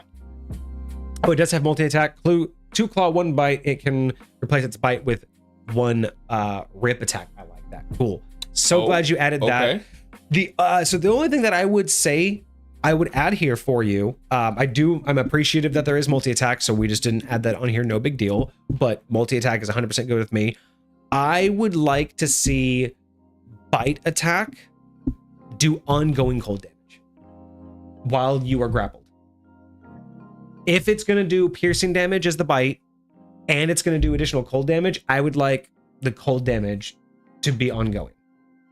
While not the piercing, but the idea of it breathing on you, its icy teeth are impaled. Like I might not do the full 4d6, but I 100% agree with you. Even 2d6, even 1d6, there should be an ongoing, as long as you are grappled, there needs to be some sort of ongoing and damage. Theoretically, I can still claw you while you're grappled. So imagine you're bleeding and you're taking this ongoing cold damage. Yep. Bruh, you finna die quick. I would even say that until the grapple ends, it cannot bite another target. It can claw the target. One thing I don't ever see, which is unfortunate, is I would like to see a feat that turns grapple into a, like, I know that when you're grappling someone, you have advantage on attack, which I kind of think is, I know it's real, right? Wait, say that again. When you're grappling someone, you have advantage on a hit. I don't think so. I thought you could hit them when they're grappled. You can hit them when they're grappled, but I don't think it automatically gives you advantage on attack against them. It just makes their speed 0. Okay. For some reason I thought it's only if you're restrained that you get advantage, and that's because they can't do. But I digress. The one thing I wish grapple would have as an extra feat that you can take is being able to like almost double down with the grapple to do like extra damage, almost like a bear hug. Like you're already grappling them, so you just like shit. Yeah. Like this thing. Why constrict? Very constrict. Yeah. Because I look at this where it's like bite, and it can't bite someone else if it's already been bitten. And if it's doing like ongoing cold damage because the breath I could see, but imagine why can't I just crunch down? It won't do the full bite damage. Sure. But it should hurt. Like I should be able to do more. Like, so I just wish that we would embrace the idea that when grappled, we should embrace more of this idea that it's not just like an attack you. Because yeah, you can attack, but I don't necessarily agree. Like if you have a longsword in your hand and you're grappling someone, I don't necessarily agree that you're slashing at them the same way that you would be able to full force. Sure. You can cut them still, you can do this, but I don't think that equates to the same type of attack, which is kind of why I wish that there was more of this idea that grappling means that both of you were basically not incapacitated, but both of you are busy. Yes. Like I think if you're grappling someone, you should not be able to attack someone else. Like if you're holding someone else, I don't know. I don't know if you can. I'm not familiar with. I'd say. I mean, theoretically, nothing stops you. I'd say it depends on if the other person's engaged. Yeah. Like if they're fighting somebody else and you have them grappled, and I'm fighting somebody else, that might be plausible. But if they're not fighting anybody and I'm holding on to them and I'm over here trying to fight this dude, then yeah, they should 100% get an attack of opportunity on me. Or like advantages get out or something. Like something like that. Yeah. I just wish, I feel like grapple just doesn't have enough mechanics to it. I know that some people complain about too many complex mechanics. I feel like grapple's too simple. And I feel like grapple attacks have a better open, like this. A bite or constrict, a chomp, something to just add the effect that I still have you and I have control of you. But I don't necessarily want it to be ingrained. Anybody can do it when you grapple. Right. Because that's a different thing, right? Just because you are holding someone doesn't mean you can apply force. Sure. But a grapple doesn't have to be a bear hug. A grapple could be, arm behind the back. Mm-hmm. And if I pull up on your arm, that's going to hurt. It's not the same as punching you if I'm a fighter. Sure. If I'm a boxer, my punch will do more damage. But if I'm in control of you and I have your arm in that way, or if I'm grabbing at your fingers, if I bend your fingers backwards, that should apply some form of damage that isn't equal to me full on attacking you. Right. And that's where I feel like I look at this and I'm like, man, I'd like to start seeing that in homebrew where we embrace the idea that this attack grapples, but because it's an attack that grapples, here's a backup way for it to do damage if the grapple continues. Got you. Okay. All right, we got Hecate. I think it would be cool if there was a permafrost condition with this bite attack. It's a great thematic play. Permafrost. I honestly, permafrost is one of my favorite conditions that we've received. You know what we're gonna do, Hecate, because we constantly bring this up. Can you send me permafrost? Just the PDF of permafrost in admin chat. I'm gonna do a TikTok and just do permafrost. Like instead of just do the whole build, I'm just going to show off permafrost as a spell. If Hecate, if you're cool with that, I would just post that. And I want permafrost to be like legit. I want people to accept permafrost. It's such a cool condition. Yes. That I kind of want to let that go viral. So if you're cool with it, Hecate, I will post that on TikTok and try to get more visibility on that because I think that deserves to be it. Because yeah, like having some sort of breath. Because yeah, I don't necessarily imagine this thing having a breath attack, but if it does cold damage when it bites, it makes perfect sense that if it's holding on to you, that cold damage came from somewhere. If it's not its teeth, if it's its breath. It's got to be its breath. It's got to be. Or the teeth. I can imagine the teeth being so cold too. That they just like literally chill you to the bone as it bites in, but then they still should remain cold. They don't warm up that quick. All right, so cool. And we do have melee attack again, 2 claws, 1 bite, or you can replace the bite with a rip. So what is a rip attack? A rip attack, the Fenrir shakes its head violently from side to side if it is grappling a larger, smaller creature. Okay, so here's exactly what we were just talking about. We just didn't read far enough. The creature must succeed a DC 20 strength or dexterity saving throw, taking 4d8 slashing damage and 4d8 cold, or half as much on a success before being dropped to the ground, ending the grapple. Interesting. If the target fails the saving throw, they begin to bleed. Well, while the target is bleeding at the beginning of their turn, they take 2d8 slashing damage until they take the action to stop the bleeding or healed magically by magical means. Bleeding damage ignores resistances. Okay, so rip is a way to specifically end the grapple by doing additional damage, which is more than the bite, which I like. I do like that. We were kind of thinking about something in between where the grapple contains, but with as much damage as this is doing, I kind of appreciate that we're dropping the So I feel like it would make life a little bit easier if bleed did one thing.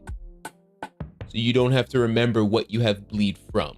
Because bleed, 2d8 versus 2d6. Yeah, it's theoretically the same thing. They both should be the same. They both should just be 2d6. Imagine if bleed was its own condition. Just, no, the 100% I agree with you. Yeah, they should both be this. I thought they were. I didn't realize that it changed. Yeah, good on you for noticing that. Yes, they should be the same, and I think 2d6 is fine. I don't think it needs to go up to 2d8. I mean, I do think 2d8 is good for what Rip is doing. It's trying to be a little bit scarier. It's trying to be a little bit more powerful. But again, I think it's just bleed damage. But I think the bleed itself is good because this is doing that 4d8 plus 4d8. I think 2d6 bleed is just fun. You know what I mean? I think bleed is powerful enough as it is, personally.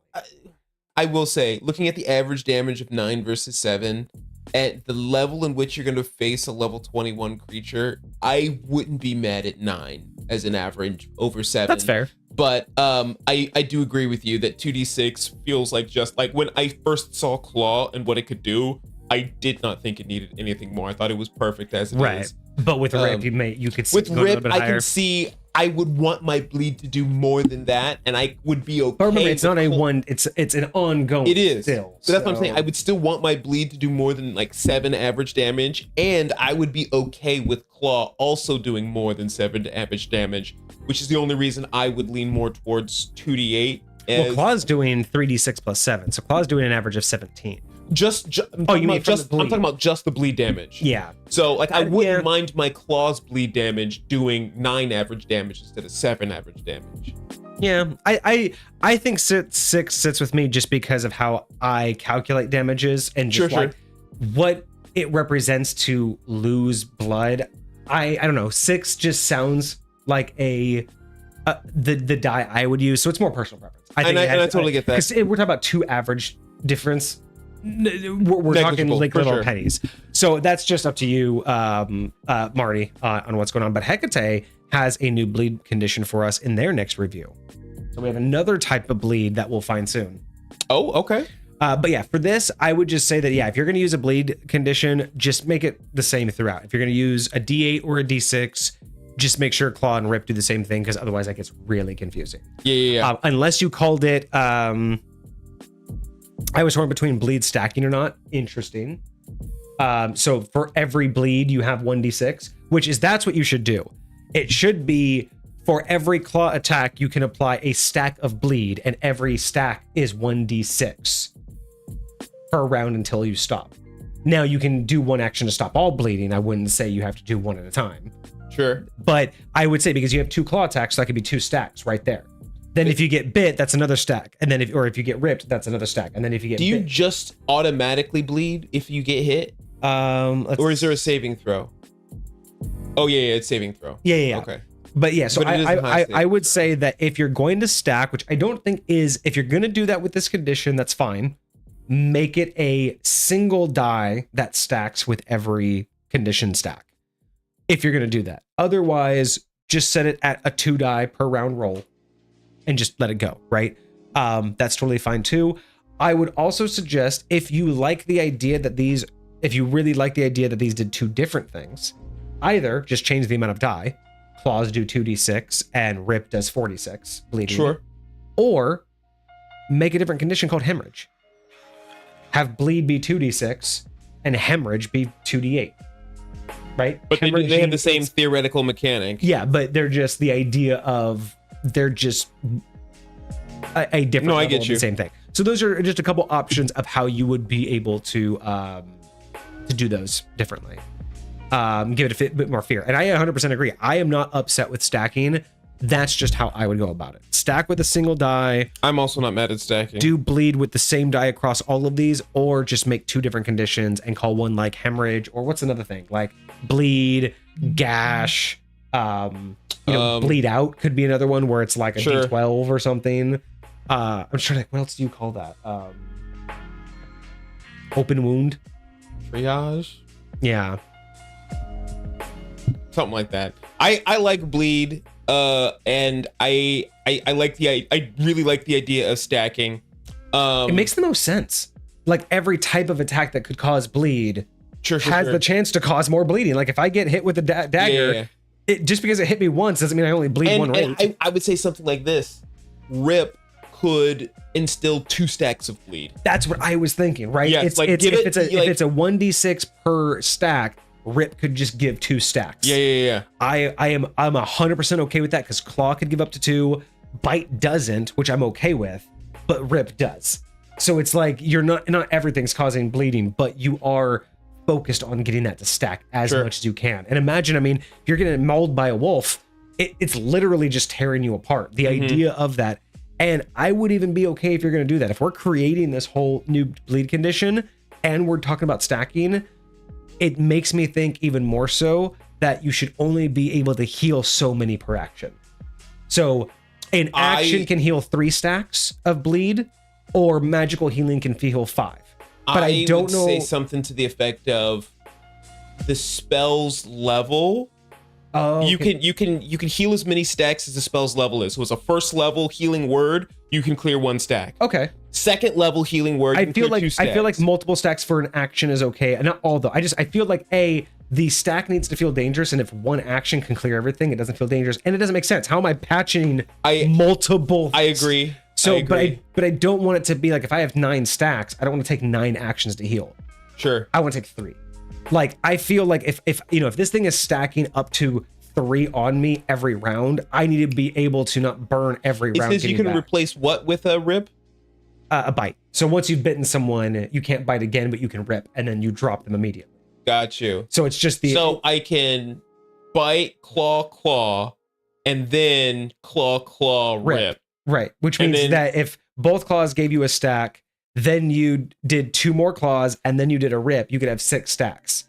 So I would not want that to take 6 rounds to clear, but I also think it feels bad for this creature that if you can just be like, oh, I'm bleeding, I'm done. Yeah. That's just, it feels like there needs to be, the condition itself needs to say, bleeding stacks 1d6 for every condition at the start of your turn, and 1 action removes 3 stacks, and a spell clears 1 stack plus 1 per level. I think that would be better. So a first level spell would clear 2 stacks. A cantrip can clear 1 stack. I guess there is no healing cantrip. So yeah, but I get what you're saying. But the ideology, I kind of like the 1+1 because at least that way, again, because if I'm like taking more for magic, I mean, 1 action heals 3 versus a spell heals 1. I feel like the spell should at least be able to mimic an action. Especially because some of those might be able to be done on like a bonus action. You said an action heals how many? I would think 3. And so a spell could heal 1 plus 1 per spell level. Sure. So it's a minimum of 2 for a first level spell, and then a second level spell would heal 3. So it would take a 4th level, a 5th level spell to heal 6 stacks. Yeah, and you're still actually getting healing, whereas when you use the action, you're not actually healing yourself. Exactly, you're only stopping it. So I feel like that's a better balance if we're making. What about this whole something condition. like, what does it say about healing? You have to take an action to stop the bleeding or are healed by magical means. So this just says all bleeding stops with an action or any magical What about healings. something like second wind from a fighter. I would feel you like say that stops any of the stacks of bleeding? You're being healed, but theoretically it's not magical means. I would be okay as a DM considering that the same as the action for 3. The action doesn't have to be by you. Sure. Somebody can come up and say, I perform the heal action or the help action just to patch him up. I would be okay if someone else burning an action to I mean, I do agree with that, especially if they got like a but second wind, because we were talking about like that the class that we just made, because second wind normally you wouldn't be able to do on someone else. Correct. But if you could do it on yourself, I look at that as taking an action, but I would also allow the healing to apply. So I would think it's the same as you patch the 3 as you did with an action, but you're also going to get the benefits of second wind heal. Yeah. But I like the idea of like a 3 stack. Feels like a good way to regain without feeling like you're just. For me, I'm just getting to the. I feel like 3 feels like a lot. I feel like either it needs to be like a roll, like maybe like a D4 -1 or something like that, or. But the balance is if you only have 1, it's still the same cost. What do you mean if you have 1 stack? It's still it's not like a bonus action to heal a stack. Right. So the balance is, yes, 3 is a lot, but this thing can give you 2 right out the gate and up to 6 more the next round. And it does take your entire action. Yes, to heal even 3. if you have a multi attack. And I would, and again, casting a spell doesn't count as that action. So you casting the spell doesn't heal 3 plus the spell's healing, right? The action has to be the patching up. So like if I wait, say that again. So like let's say I have stacks of bleeding and I cast a spell as my action to heal myself. I don't get the 3 from my action and the stacks cleared from the spell. I see what you're saying. Because the action itself has to be. So again, you have to tactically do it. And these are also rough numbers. We haven't play tested it, but I feel like 3, especially because I'm thinking what else I would allow causing bleeding. Like I would allow certain weapons types to cause bleeding. Serrated weapons or something like that. And even then, multi-attack, you rarely only ever get 2 at a time. Sure. So if you are lucky enough that next round you just go, okay, I'm cleared of bleeding, I'm okay, because there are plenty of times where you can just cut off a condition. But it's very rare that conditions can have the runaway effect. And that's why I kind of like this. 3 is okay because it makes it feel on par with most conditions that you can kind of cut off right away. But if you don't, if you just somehow, if you're incapacitated and you miss your turn that round, or you think it's more important to do something else. Do you think it's possible to have a maximum stack of bleeding? Do you think bleeding should have a cap? I think for 5th edition purposes, it would make the most sense because I feel like most people would expect it to have a cap. I don't think it needs one, and I would not necessarily enforce one. Sure. As a DM. I think 5th edition would do better with one. Because most players would feel it's too... Like, again, if you're up against this thing and you're rolling like shit and your DM's rolling great, everybody's bleeding and there's just no stopping it. I feel like 5th edition calls for a cap of 6, a cap of 9. You know, it's going to take you 3 rounds to get out of it. It's got to take you a while. If it's the worst case scenario, it should take you a minute to dig out. But I don't want it to be so bad that it's literally a snowball to where it's over. Yeah. Because you never want one ability that's just an attack to snowball so much that that's the thing that gets you. So again, yeah, I wouldn't enforce one. I think 5th edition should have one. Yeah. I was also thinking 9 to possibly 12, Marty. Yeah, 9 to 12 sounds about right. It's going to take you 3 to 4 rounds to clear it. If you're by yourself, you're fucked anyway. But if you have some teammates who are willing to get over there and help you, get it a little bit faster. That could be 1 round. If everybody just came over to you and everyone burned a quick action that 1 initiative round, and got you off bleeding, you know, there's ways. There's things about it. So I like this. Maybe we add this to the ADMG. Maybe we add this condition and all of this because I like these little ideas that we have. I think very much so. I think a stacking bleeding condition that can be removed in pieces is the way to go. Okay. We should, we'll probably add that to the ADMG at some point. So if anybody out there creates your own, I'm definitely want to get your ideas. I mean, we'll see what Hecate's is soon. Yeah. Because they have a bleeding condition. We'll see how different it is to ours. Okay, so I think we are okay with Rip. I think all of this so far is great. I love that bleeding ignores resistance as well. I think that is such a good idea because again, it's not additional ongoing damage. You can't resist bleeding. Unless you can stop it, you can't resist bleeding out. So I think that's actually perfect. And you could even say, like, you could even have a caveat that, like, again, you could add in a whole new mess of, like, undead are immune to the bleeding condition. Because they don't have a pulse. Yeah. Undead and constructs. Yeah, you could have a whole area that's immune to this condition. I'm imagining, like, things that are, like, vulnerable to it because they like, you know, like their physiology is completely different. Yeah, like the idea, like, and again, things that normally have like magical resistances because this is because this doesn't exist in a magical sense. Just being able to, like, imagine you have a weapon that can't do damage but can like imagine a whole new series of weapons that don't do damage but just inflict conditions on creatures that normally can't be damaged. So you have creatures like this that are immune to all non-magical damage. So imagine if you have weapons that can't do magical damage, but they can inflict something like the bleed condition on these magical creatures. Sure. So it's a creature that you can't damage, but it's like, oh my God, you're killing me because I can't stop bleeding out. So wild.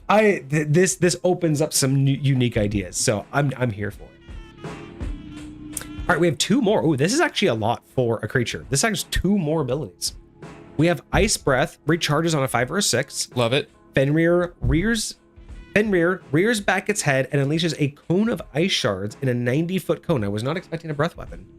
Each creature in the cone must make a DC 20 dexterity saving throw, taking 22 d6 cold damage or half as much on a successful save. Any creature that fails the save can't take reactions until their next turn. I don't mind this at all. I wasn't expecting a breath weapon. I kind of get it, but also, yeah, kind of the same. I wouldn't mind if we added one or the other of the next 2. Either creatures that failed the save throw, are reduced to like half speed, would be interesting. Or the area inside the cone also becomes difficult terrain. So regardless of if you saved out, you're still at half speed. Just to represent the nature. I don't know how easy it would be to say this or to put this out there, but I really like the idea of it being difficult terrain, like if you're in a snowy area, right? Like imagine already in, like if you're in a desert territory. If you're in a desert, it might not make difficult terrain, but if you're in a like tundra area, yeah, it's 100%. If you're in a cold zone, the breath weapon creates difficult terrain. And I think that's great. But I think that yours should be the case regardless. So if they're in difficult terrain and they failed their save, then they're doubly slow. Or just basically they can't move for the rest of their turn. I mean, maybe their speed becomes 0, you know? Shoot, maybe they're inflicted with the permafrost condition. There's the permafrost condition again, yeah. So otherwise, I like this. I do like the 90-foot cone. I like the saving throw. I like the damage. I think it could be a little bit more. Again, I'm not looking for like capstone abilities. I'm looking for a TPK option. I just think that with Ice Breath, I want it to be represented more than just damage. I like when things, you know, I like when fire breath weapons say they set stuff on fire. Exactly, right? Or they scorch areas. You know what I mean? I very rarely see this, but I saw this on one creature in one of the older monster manuals when I was doing research on a history of. And it said something about like when this creature's weapon goes off or whatever, non-permanent like stone or whatever cover goes away. Like basically if it like goes off near bushes, you can no longer use that for cover or for concealment. That's what it was. Got you. Its breath weapon or whatever weapon it used removed concealment, not cover. So if you had cover, you were fine because that's like indicative of like a structure. Something strong. But it actually removed things that were like concealing. And I'm like, why don't we have more conditions like unconditions, right? Like I just wish that things had knock-on effects. So that's what I would like to see. A knock-on effect that makes this thing just a little bit more scarier, but again affects the environment. Okay. Ooh, and then the last one we have Dimensional Tear. Ooh. I think this was the original thing that was supposed to go onto the Bringer of Ragnarok. It sounds like. Interesting. Okay. So Fenrir can rip through the fabric of the realms and shift between 2 points within 120 feet of each other. Okay, so not quite the same thing, but similar in how it was represented. Each creature within 15 feet of where he appears must make a DC 20 dexterity saving throw or take 8d10 bludgeoning damage or half as much if they succeed. Creatures that fail the save are knocked prone. So basically, he teleports somewhere, and if you're there where he teleported, it's like a shockwave. Yeah, there's a very similar, I think it's Thunderstep that does something very similar, but this is, again, anything that adjacent to this thing, or what does it say? Within any creatures within 15 feet of where he appears. Oh, so where he's going to. Yeah, so he teleports, and if you were within 15 feet of that spot, now, it's like he appears, and it's just like a wave. Think about it, he's gargantuan. So he could appear on top of you and literally just freaking squish you. But then anybody who's within 15 feet of the circumference of where he actually lands, like, I forget what the actual diameter of a gargantuan creature is. I think it's a 4x4. It's either 4x4 or 5x5. Yeah. But so I would also add in some verbiage here that says, what happens if you're in his square? Are you, because it says everyone's taking bludgeoning damage that's within 15 feet of where he appears. And they go knocked prone if they fail their save. But anybody that's inside his sphere, are they pushed out or are they basically crushed? That's verbiage I'd like to see. Yeah. And I would say at the very least, you know, it's a 4-legged creature. Like imagine standing underneath an AT-AT walker. Like it's theoretically possible to stand underneath one of them, right? So like it just depends on how you want to play it. But I agree. I think it would be nice to like articulate how it works, especially because it covers such a wide area.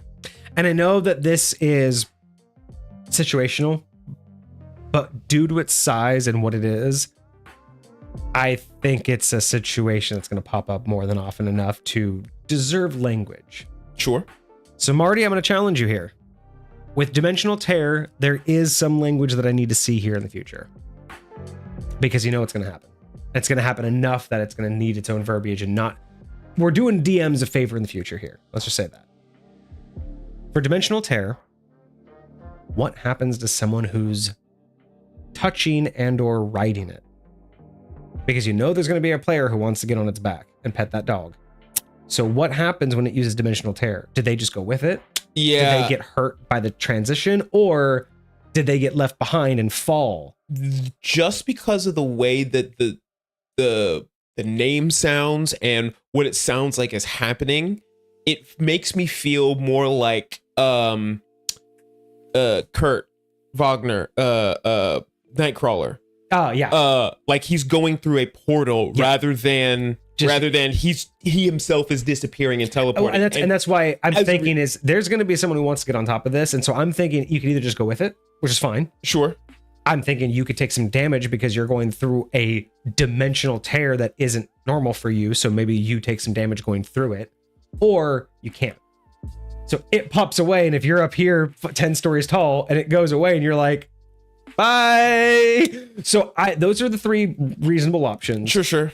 I would like to know what it is because it's a dog, because it's a wolf, and because of its size. You wouldn't say that could be something left up to the DM?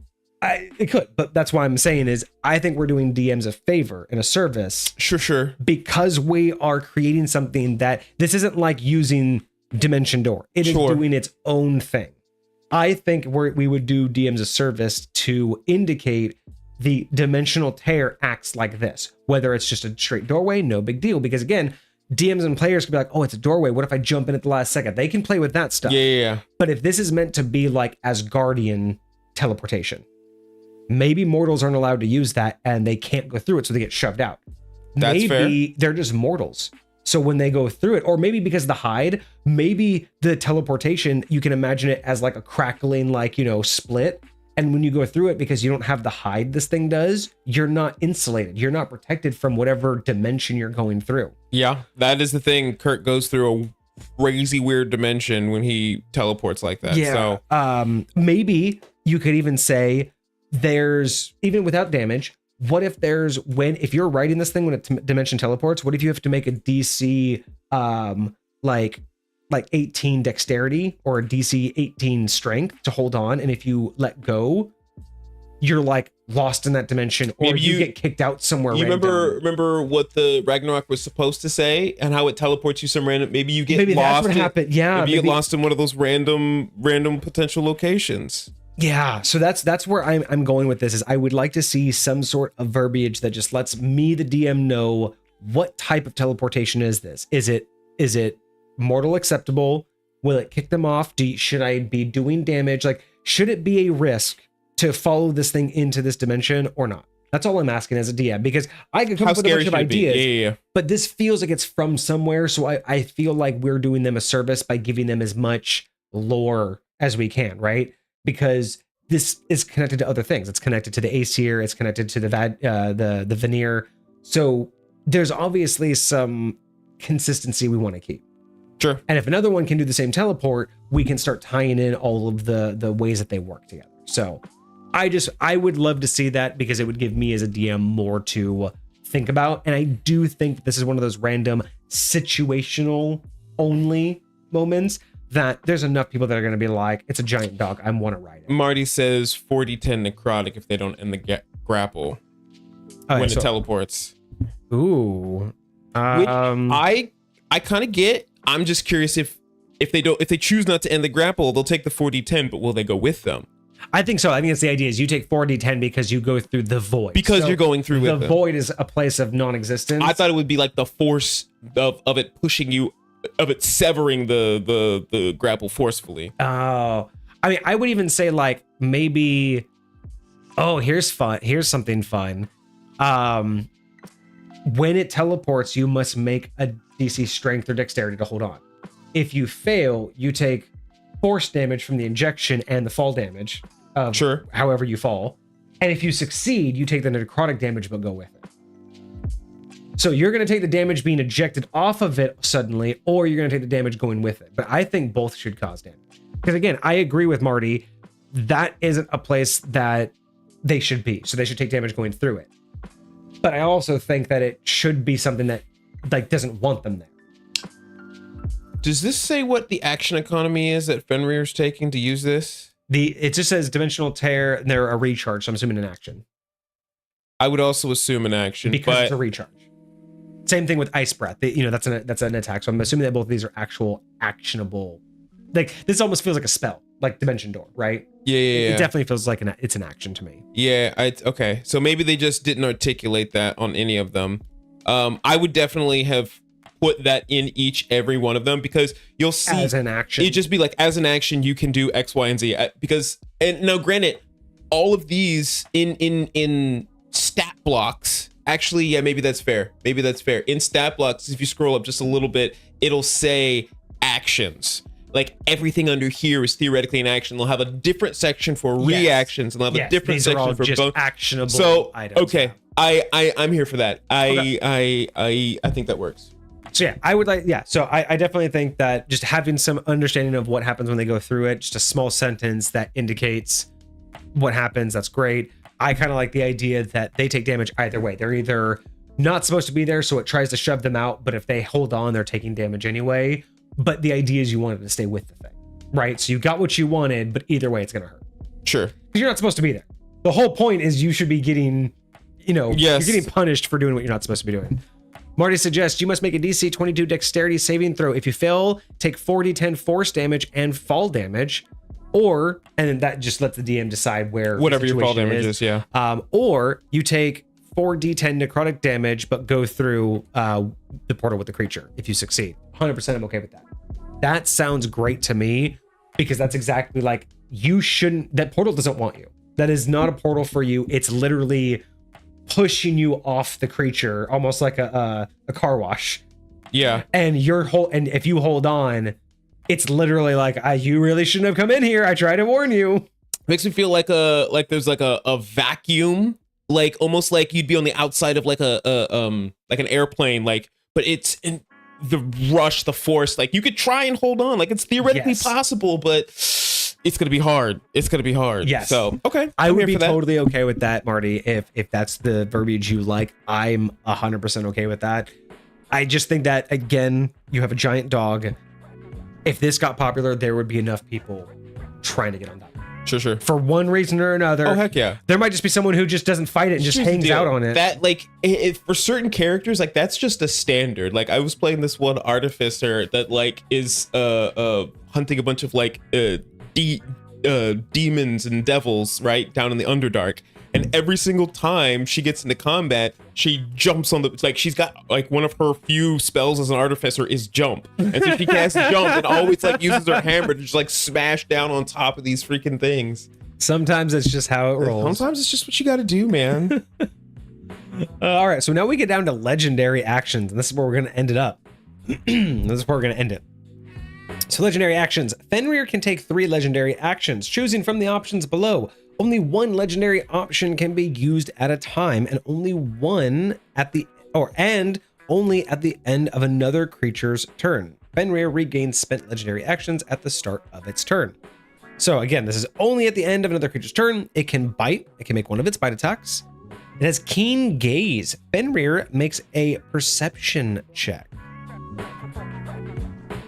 I'm assuming that's going to be for making active checks to find somebody who's hiding. Gotcha. Is that the intent, Marty? Is it's intended at the end of someone's turn that they can take this to just, if someone casts invisibility or takes the hide action, they can bump their perception to try to outdo that? That makes the most sense. Yes, that is the intent. Okay. And they have advantage on those checks basically based upon hearing and smell. And they're going to do whatever, just so they can know where these creatures are, to pop them out of nowhere, to at the very least always be aware of what's going on. So I can kind of get that. And you notice it's incorrect again.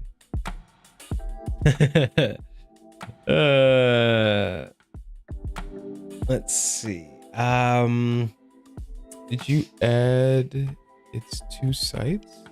I don't know what I'm trying to think here. I feel like let me I don't check mind real I don't quick. mind the fact that it's like a perception check. I just feel that as a legendary action, that just seems you know what I mean? Like, it doesn't seem like it's a standard legendary action to take.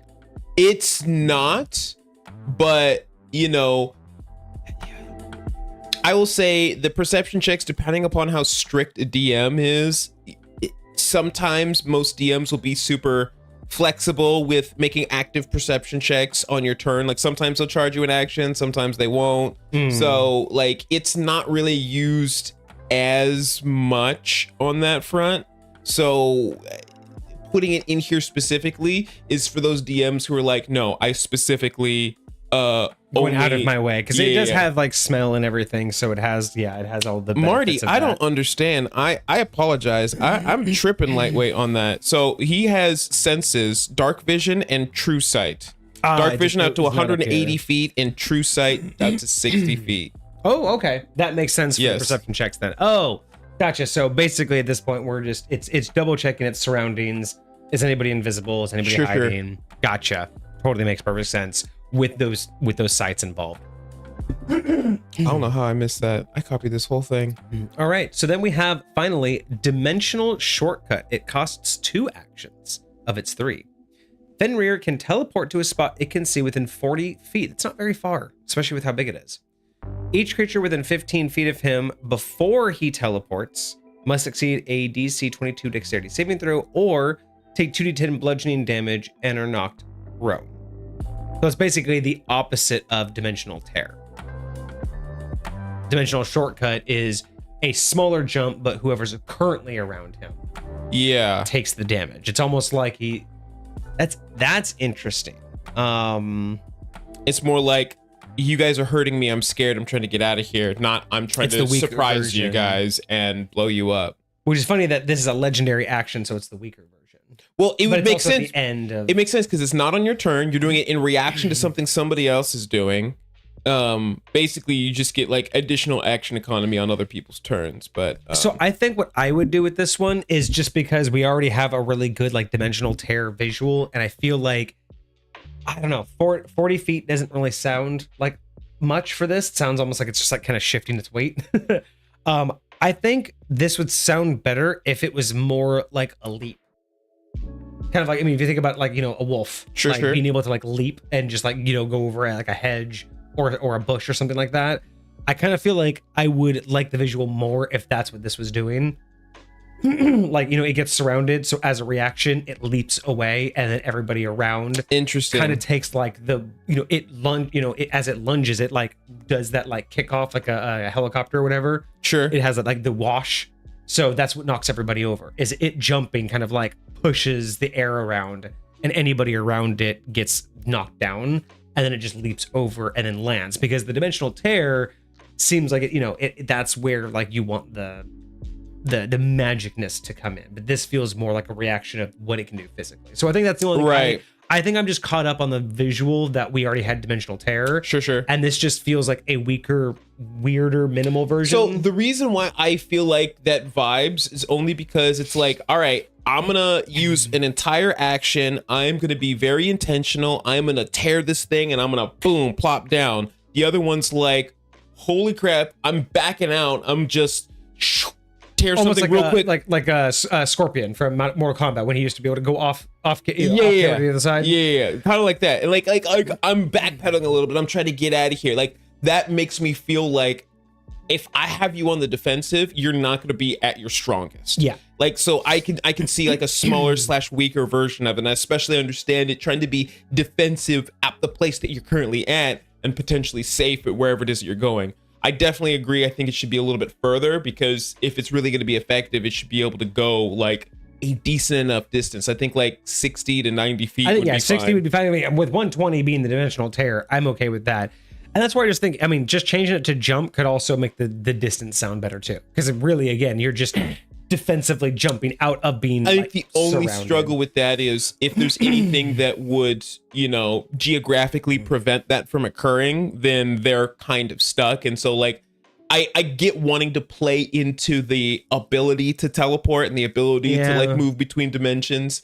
But I also agree that could be an easier way to approach making this look more realistic, especially if you're gonna be out in more open areas, like out in the tundra or on the hills or whatever. Because realistically, this is just this is basically just Blink, right? From the Blink dogs.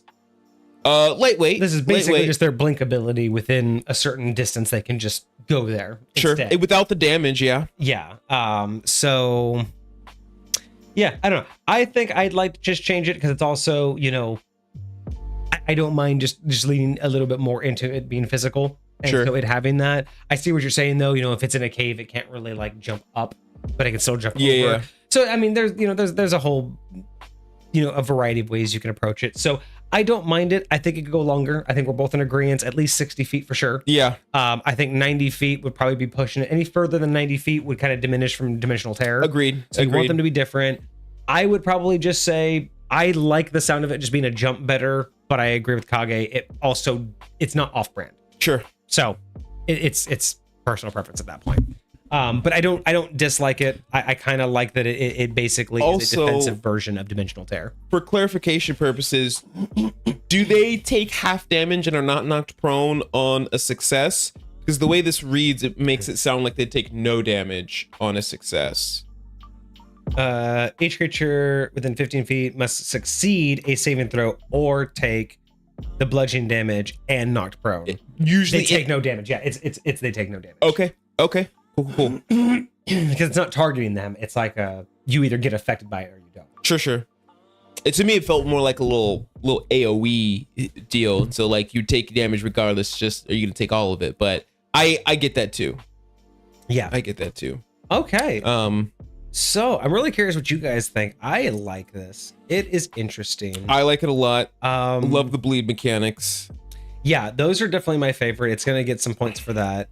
But it's gonna lose that point because you took away Ragnarok. How dare you take away my Ragnarok? Yeah, the thing I didn't know existed, and then you took it away.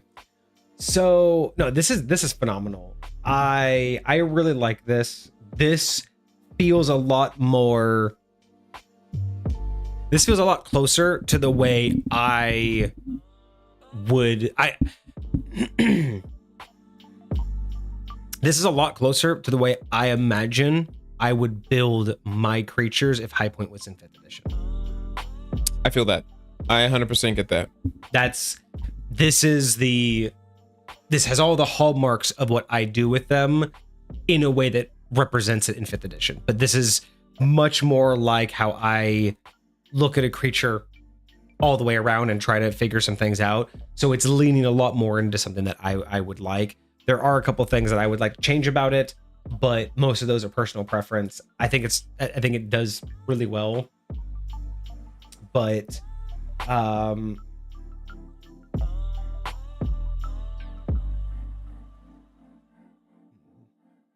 think the only thing I would say is, as is, I would say it's kind of walking a thin line between wanting to be a BBEG and just wanting to be a tough creature.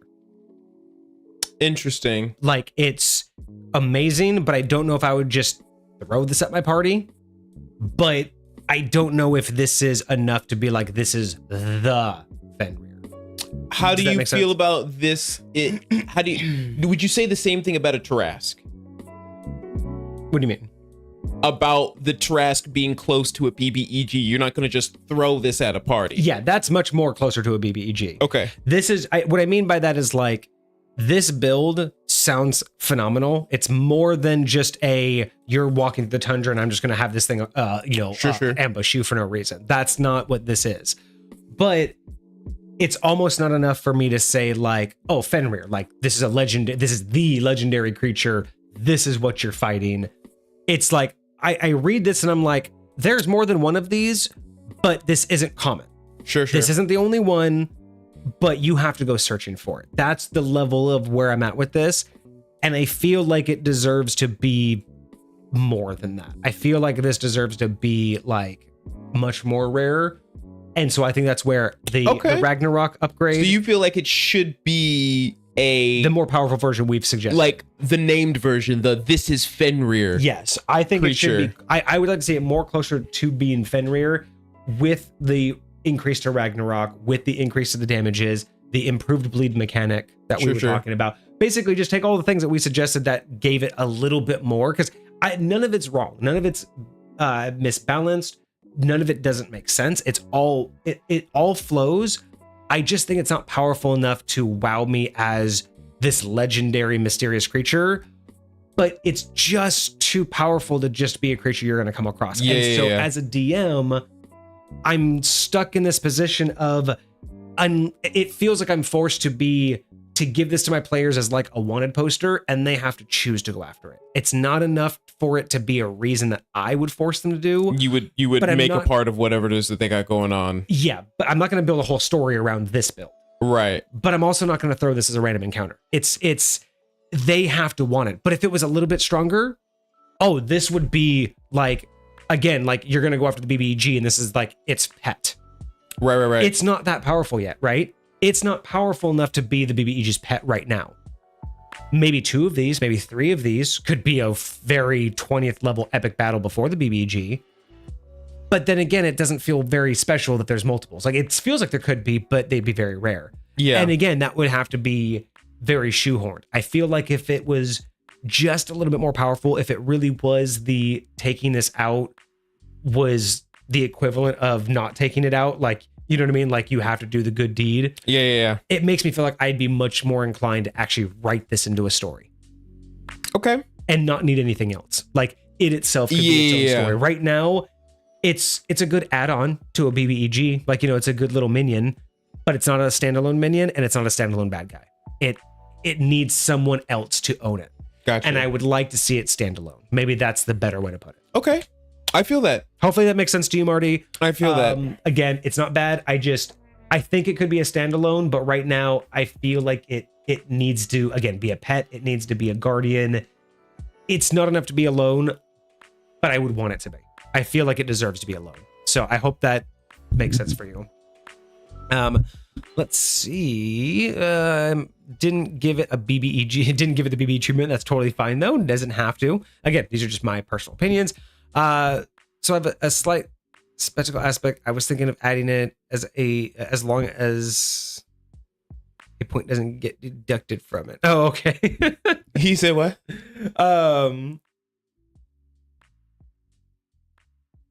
So they want to add a slight spectacle of it as long as it doesn't remove a point. I don't think you have any worries about losing any more points.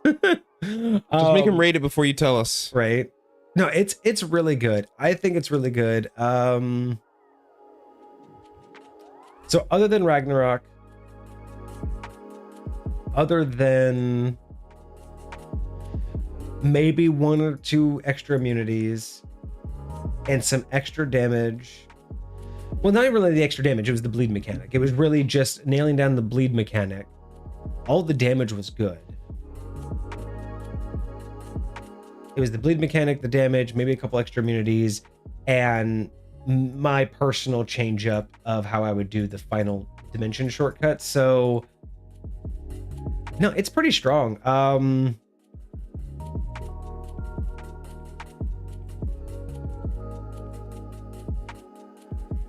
I think it deserves an 8. I'm thinking, yeah, it's like I said, it feels like what I would have done if High Point ran in 5th edition. Right. This very much feels like something I would have written up. I mean, especially this bite and rip mechanic right here. Yeah, is exactly something that feels like something I would have done, because that's how my creatures work. I usually just think in the moment, how would this attack unfold, and I probably would have done that in a battle. Like it, tears you apart and then throws you to the side. Right. I probably would have done all of that in a normal battle in High Point right now, but if High Point ran in 5th edition, this is how it would look. This is how it would mechanically play out. So, no, I feel that. And like I said, so it's very, very close. If we just added back the Ragnarok, made this thing feel like it was a campaign-worthy monster, and just made a few slight changes, it would fit right in High Point. So yeah, it's right there. It just needs that small little polish. But yeah, no, phenomenal. Thank you, Marty. This is good. I like it. That's sick. I love that. I love that so much. But what do you think? What are your no, thoughts? I am a huge fan of this. I love the way that they put it together. In fact, while I definitely agree with you on certain points where you were like, I feel like there should be more, I kind of loved the simplicity of it. You got your cold damage, you got your non-magical damage, you've got, you've got a breath weapon, you've got a bite, and you've got a claw, right? Like you can teleport. Like they're very simple, they're very straightforward mechanics, they're very direct things that you can do. It's not trying to, you don't have to think about a million things, you don't have to track all. I mean, granted, you have the bleed mechanic, which is so cool, but that's the one thing that it does that makes it so cool. And I love that you can focus on, hey, I'm playing Fenrir, I'm gonna make you bleed. Yes. Like that's the picture that I get in my head, is like, I know what I'm doing when I'm coming at you with this creature. Like you have certain creatures like, well, I can make you do this, I can make you do this, I can turn invisible, and while all that's great tactically and it's very cool, there's just so much, like it's so diverse, you're not actually feeling like you're doing a thing. So I love that about this build so much, and I want to implement, I want to embody that a little bit more when I do my builds too. So I'm for sure here for it. Yeah. And as for what you were saying, I don't know if I would have added that as an ability, being able to, as the spectacle, having it be able to like open portals and the party has to follow it to like different locations to continue the battle, as more like a spectacle kind of thing. Interesting. I love the idea. I think that should be more up to the DM instead of an ability of the creature, because that puts so much on the DM to think about new locations, think about environmental effects. If it were part of the DM's choosing, that's just one thing to put in the lore, and I would definitely like that. This thing just kind of like hops. Honestly, but I feel like I love that. You know how you have like stage changes in those like old school like video like fighter video games? Yeah. You just punch him through, and then you punch him through a wall, and you end up in like, I would love like in the middle of battle, like when he does one of his teleports for like whatever reason, like there's like a percent chance that he's gonna stage change like everybody. Like he doesn't even necessarily mean to do it, but or what you could do to add that in as an option, as at the very bottom, you can say optionals for DM, or like optional role for DMs, and say that on a roll of like a percentile roll, or on a roll of a 1 out of 6, like when doing the recharge roll, or when so much damage happens, like you could basically make a trigger for DMs to optionally follow, and when the trigger happens, the creature attempts to teleport and run away. Now when it does, the teleport gate will be open for 3 rounds. Interesting. That's the optional rule. So what you could do, Marty, is you could kind of bake it into where it's just this, hey, DM, if you want, if a trigger happens, it leaves. The party can follow it if you want to throw the game or throw the combat into a whole nother world. Right. And then, maybe give them a few lists of like suggestions. But that might be a way to do it, is let it have a runaway mechanic and you can follow it. And if you don't, then you'll have to find it later. Ragnarok continues, or it'll continue on its prowl or whatever. Yeah. So that would be interesting. Chase it till the final battle happens in Asgard. That'd be kind of cool. Wild. That would be interesting to have like a campaign where like every gaming session is like you go through the gaming session, you fight it once, and then it runs away. The next gaming session is you followed it to a new location, you tracked it down, fought it, it runs away. And you just do that until you're in like the Asgard temple, and that's where you have to like final fight it. Right. That could be an interesting way to do it. So I like that. All right. So quick little outro, and then we can get back to normal, just chit-chatting before the stream ends. All right. Let's see here. All right, everyone. Well, that was our review of the great. All right, everyone. Well, that was our review of Fenrir, the giant monstrosity creature from Marty the Fearless. Fantastic idea. Getting an 8 out of 10. Definitely something close to my heart. Again, like I said, feels very much like something I would have made if High Point was in 5th edition. But let us know on YouTube what you think. What would you have done? Did you like what we said? Would you have done anything different? Let us know. I want to see it. And if you enjoyed the video, give us a like and subscribe for more. But otherwise, we will see you all next week as always. Cheers. Deuces, my friends. Little shaky, but whatever. Not every outro can be a banger. We getting it. We still getting it. It's fine. No one watches our videos anyway. Like my shorts are more like the shorts are like way kicking off way more than the YouTube videos. So what else? Anyway, we have a this or that. Hecate, you still in chat? Oh, we got a this or that. We did. We were in the middle of a conversation, so I couldn't get to it. But Hecate, you still there? I think you did great, Marty. Thank you so much. No, Marty, this is a wonderful build. Especially you said, what was this, your first creature, first something? I loved it. I absolutely loved it.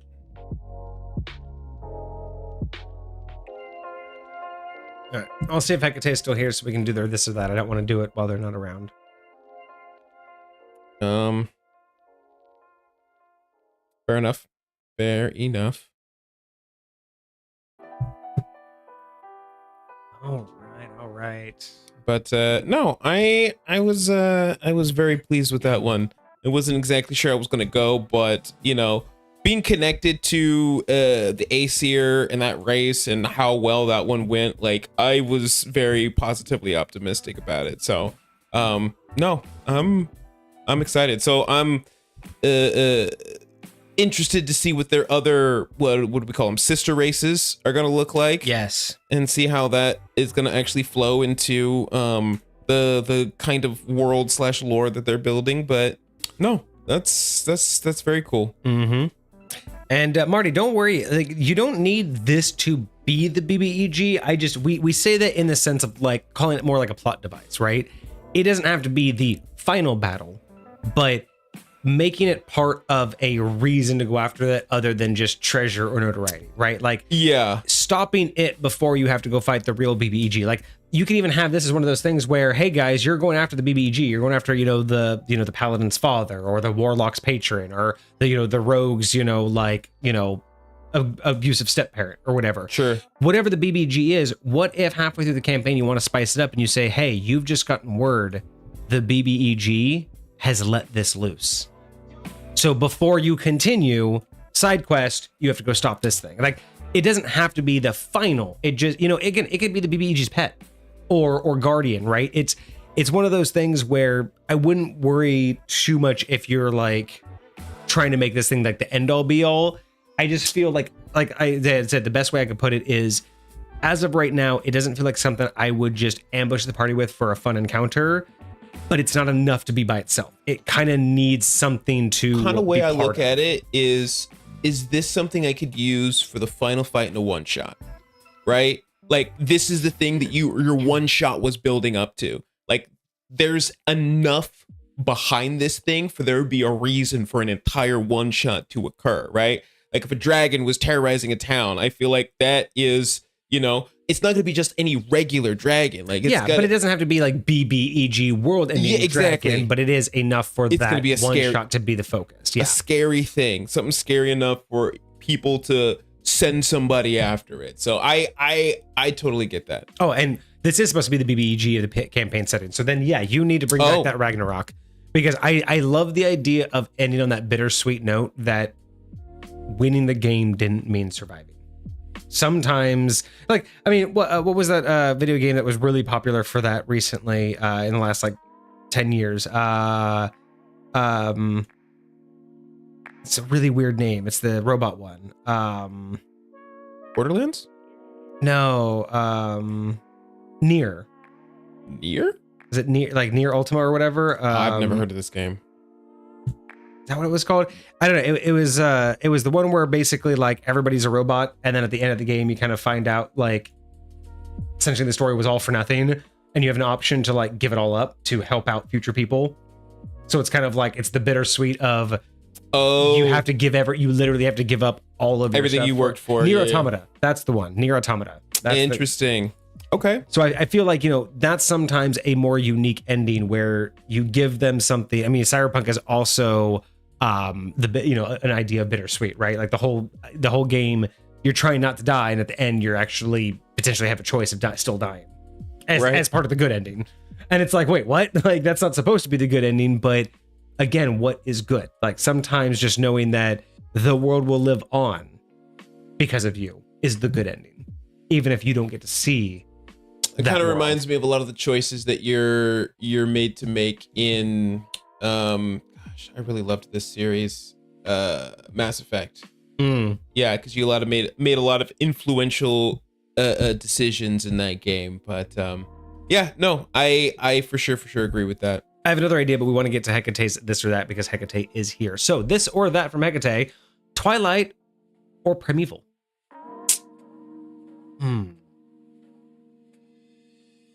You know what? I gotta go Primeval. Here's the deal. I want to say Primeval specifically because of the movies, but honestly, I'm gonna go Twilight. All right, I'm gonna go Twilight. You get one of each. Hope you're happy with it. So the other idea about this, this unique way to end a game, and then this will be like the end of our stream. But one idea that I like to toy with too is I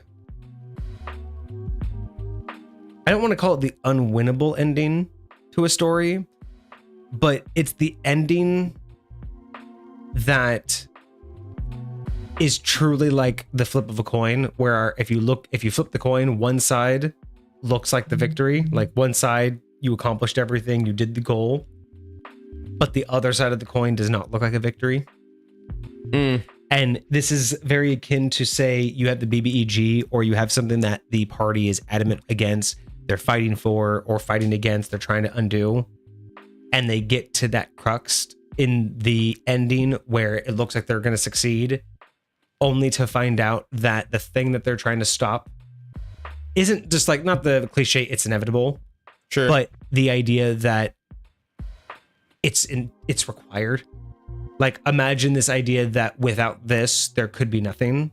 So while you believe you're attempting to stop it, you're just part of a cycle that must continue for life to continue. And some video games have done this, but the ideology of giving your players that ultimatum of like, to win, you actually have to like do, like, basically lose, like basically force them to win, you have to lose. So some versions of this where you try to destroy the great evil only to realize that the only way to destroy it is to become it. You take on the mantle to keep it at bay, but someday you're going to lose control. So someone will have to come and stop you, and then they will have to take on the mantle until it controls them. So that kind of concept, right? It's not just a bittersweet ending of you won, but you didn't get your good ending, but it's that ending of this doesn't feel right. But from the other side of what's his name? One of the saints.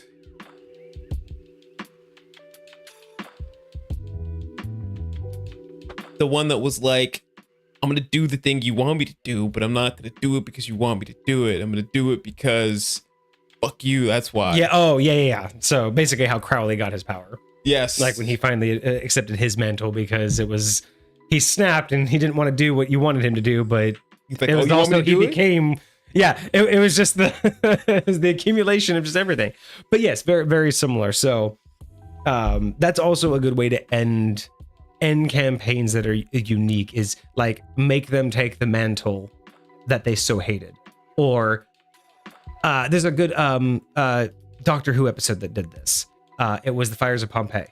Yeah, Going somewhere and hating your life, and hating the fact that you have to watch tragedies only to attempt to finally say, you know what, fuck it, I'm gonna stop this one. Yeah. Only to find out that you have to do it. You can't not let it happen no matter what. So you have to be the one that makes it happen for all of the right reasons. But the whole point was to stop it. And that's that like, again, those are the things. You like, showed up to find out that you were the reason the whole time. Imagine the whole thing is like, imagine the entire campaign is you stopping the BBEG from doing a ritual or pressing a button, opening up a vault, right? The entire thing is like, it's evil. You give him every possible reason. And at the very end, as the BBEG is sitting there dying, he tells you the truth, gives you like the scroll or whatever, and shows you opening this saves the planet. Or like, he basically shows he's actually the real hero, and you've actually, in one respect, like he's been doing bad stuff, right? But it's because no one would believe why he's doing it. So kind of a trope, but imagine again, you realize you now have to do the very thing that you've spent the entire game, all 20 levels, stopping him from doing. Imagine coming to that realization of you have to do it now. This is a very interesting point, because I love doing stuff like this. In fact, the game that I'm playing with my adult players right now, I'm doing something very, very similar. But I wanna know your thoughts on this, because this is something that Critical Role did. I don't know if I've talked to you specifically about it, but in one of their campaigns, they had some event that had happened in the past that had affected the entire world. This event was called the Calamity, right? And so after that campaign, it was like all said and done. They were like in between, like what they wanted to do for their next campaign. One little mini series that they did, Matt Mercer actually invited Brennan Lee Mulligan to DM on Critical Role. So okay, cool. He DM'd a game in Matt Mercer's world. And that game that he DM'd was like a little 3-episode one-shot called The Calamity. Right. And it was the story of the calamity that occurred. Okay. That's very similar to how I do things in High Point. Like, you hear about things and then you can actually go experience them. The calamity already happened. But these people were, I don't know, again, I am not 100% sure on the lore on this. I watched this little 3-part series, and it was one of my favorite series that I actually watched between these people. But as I'm watching it, like, the way I think about it is like, I know this calamity is going to happen. They know this calamity is going to happen. They played in some of the other episodes where after the calamity occurred, but it's like, nobody knows how the calamity is going to happen. And this is the playing out of the calamity happening. So there is an inevitable end that you're going to experience. What role you have to play in that, like how that unfolds, is yet to be determined. But you're like, the bad thing is going to happen. It's just like, I want to know if that is something that you think feels bad to go through as an experience. Like, I know I'm gonna lose from the jump, but the job that I have here is to figure out what my role is and losing. Because like, so to me, I don't mind, because I do this exact thing in High Point. Like, I mean, Dov's experiencing this. You've flip-flopped and met people out of order, and I have to deal with that, right? So that is nothing new for me. I'm not concerned about that, because I have established rules for what points are in flux and what points are fixed. Some points I will have ripple effects that will change everything, and that will be nonsense for me. Sure. But other points will have a fixed outcome and how they happen and all that. So there's a couple different ways to approach it. I don't mind doing this, and I don't think it feels bad, because in a sense, it's if regardless if your characters in game know what they're doing, right? Whether you're playing the same characters, they go back in time, or you're playing new ones. For the players, saying that playing in a game that's called The Calamity, and you know that somehow this is going to end badly, like prefacing on that is like basically saying, hey, let's go watch the Iron Man movie. Are you at all at any point in that movie concerned about Iron Man? In the Iron Man, not Avengers. Sure. But when you went to see Iron Man, at any point were you actually worried about Iron Man? For the most, I mean, from my perspective, because I think Hollywood's incredibly predictable. No. Yeah. But you know what I mean. In general, yeah. Until we're not talking about The Boys, but when you say superheroes, not including The Boys, because they do it right, you don't, and when you watch DBZ, you don't. There was never. You did not watch Z. Like, it was an intense fight, but you didn't worry about Goku against Frieza. You know what I mean? Sure. Like, he was already dead. You knew he was going to win the day. Those don't feel bad, because it's more about whether it's the outcome. It's more about how did we get there, and like imagine saying, hey, that we go back in time and say when they discovered something. Okay. It's not going to be any less of an experience for you to start that journey with them at the beginning, knowing what they're going to discover, because you don't know how they discovered it, right? You could be told how, we conquered, the West, or how we explored the Mississippi River. But being there to witness it, even though you know what it's going to lead to, doesn't change your experience of watching what happens and having the fun of, even though you can't change it, what can I do to be a part of it? Can I make it better, worse? And again, there's still that, I think, for players, that, what's the word? The air of disbelief, still a mysticism of maybe I could change it, maybe I can make it better. Because even though it's already said and done, the things you do still matter, though, because you didn't see them through yet. And I think it's the lack of knowledge that makes that situation better than changing the future, because while you know the outcome, I think it's still the story of how the outcome happened is more enriching. Do you think that's still true if you don't know the outcome, but the outcome's still inevitable? Yes, I think it's even more so true, because that can be very realistic. You know what I mean? You could try your hardest at something and not know the variables that are stacked against you. You could sit here and go, I'm going to prepare for this interview. I have my resume on stat. I got the words memorized. You do not know that they hired someone yesterday. Sure. Because they have not called you back. Does that stop you from being prepared? Does that negate all of the knowledge? It feels bad that you didn't get the job. That's my point. It's like, if I leave that interview and then I get an email saying, hey, before you even went in for that email, they hired somebody, that would piss me off. It would. And so my question is, from that perspective as a player, being that person, does it feel just as bad to be a player going through a story and saying, hey, I'm fighting for whatever I'm fighting for, but no matter what I did, the same outcome was going to happen? I think that, see, this is where these questions are hard. Because in a bubble, in a nutshell, isolated, yes, it sounds like that's terrible, right? Like, you basically just told your players, haha, it didn't matter. All of that didn't matter, right? And you could say that that's basically any kind of cinematic that plays out in D&D. When you meet the BBG and you're like, we're finally ready, and you're like, yeah, but you're not going to fight them today. Stuff like that, or you let the BBG get away. Like, there are some times that's okay. But for me, it's when I take a step back, is it okay? I think it's totally fine to do that. But it's because it all matters in context. If you were a DM who's just, every time you write it out, you've written the story and the players don't matter, then you're a shitty DM, and that feels bad. If that's just your MO, it's like railroading. Being a railroad, that's what railroading is, right? Sure. But if you do it in context, let a BBG escape cinematically.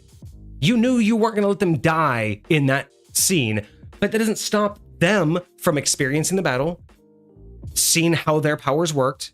Like, from you, if you knew that interview, it sucks, right? You'd be mad at that interview. Sure. But you still got studied, you still memorized all the terms for the next interview, right? You would try to look at it from that point of view. Sure. Now, if me, your friend, said, hey, buddy, I got an interview for you. It's tomorrow. Spend all night studying, and I guarantee I will vouch for you and you'll get it. Not knowing they told me an hour ago that they've already hired someone. That's fucked up.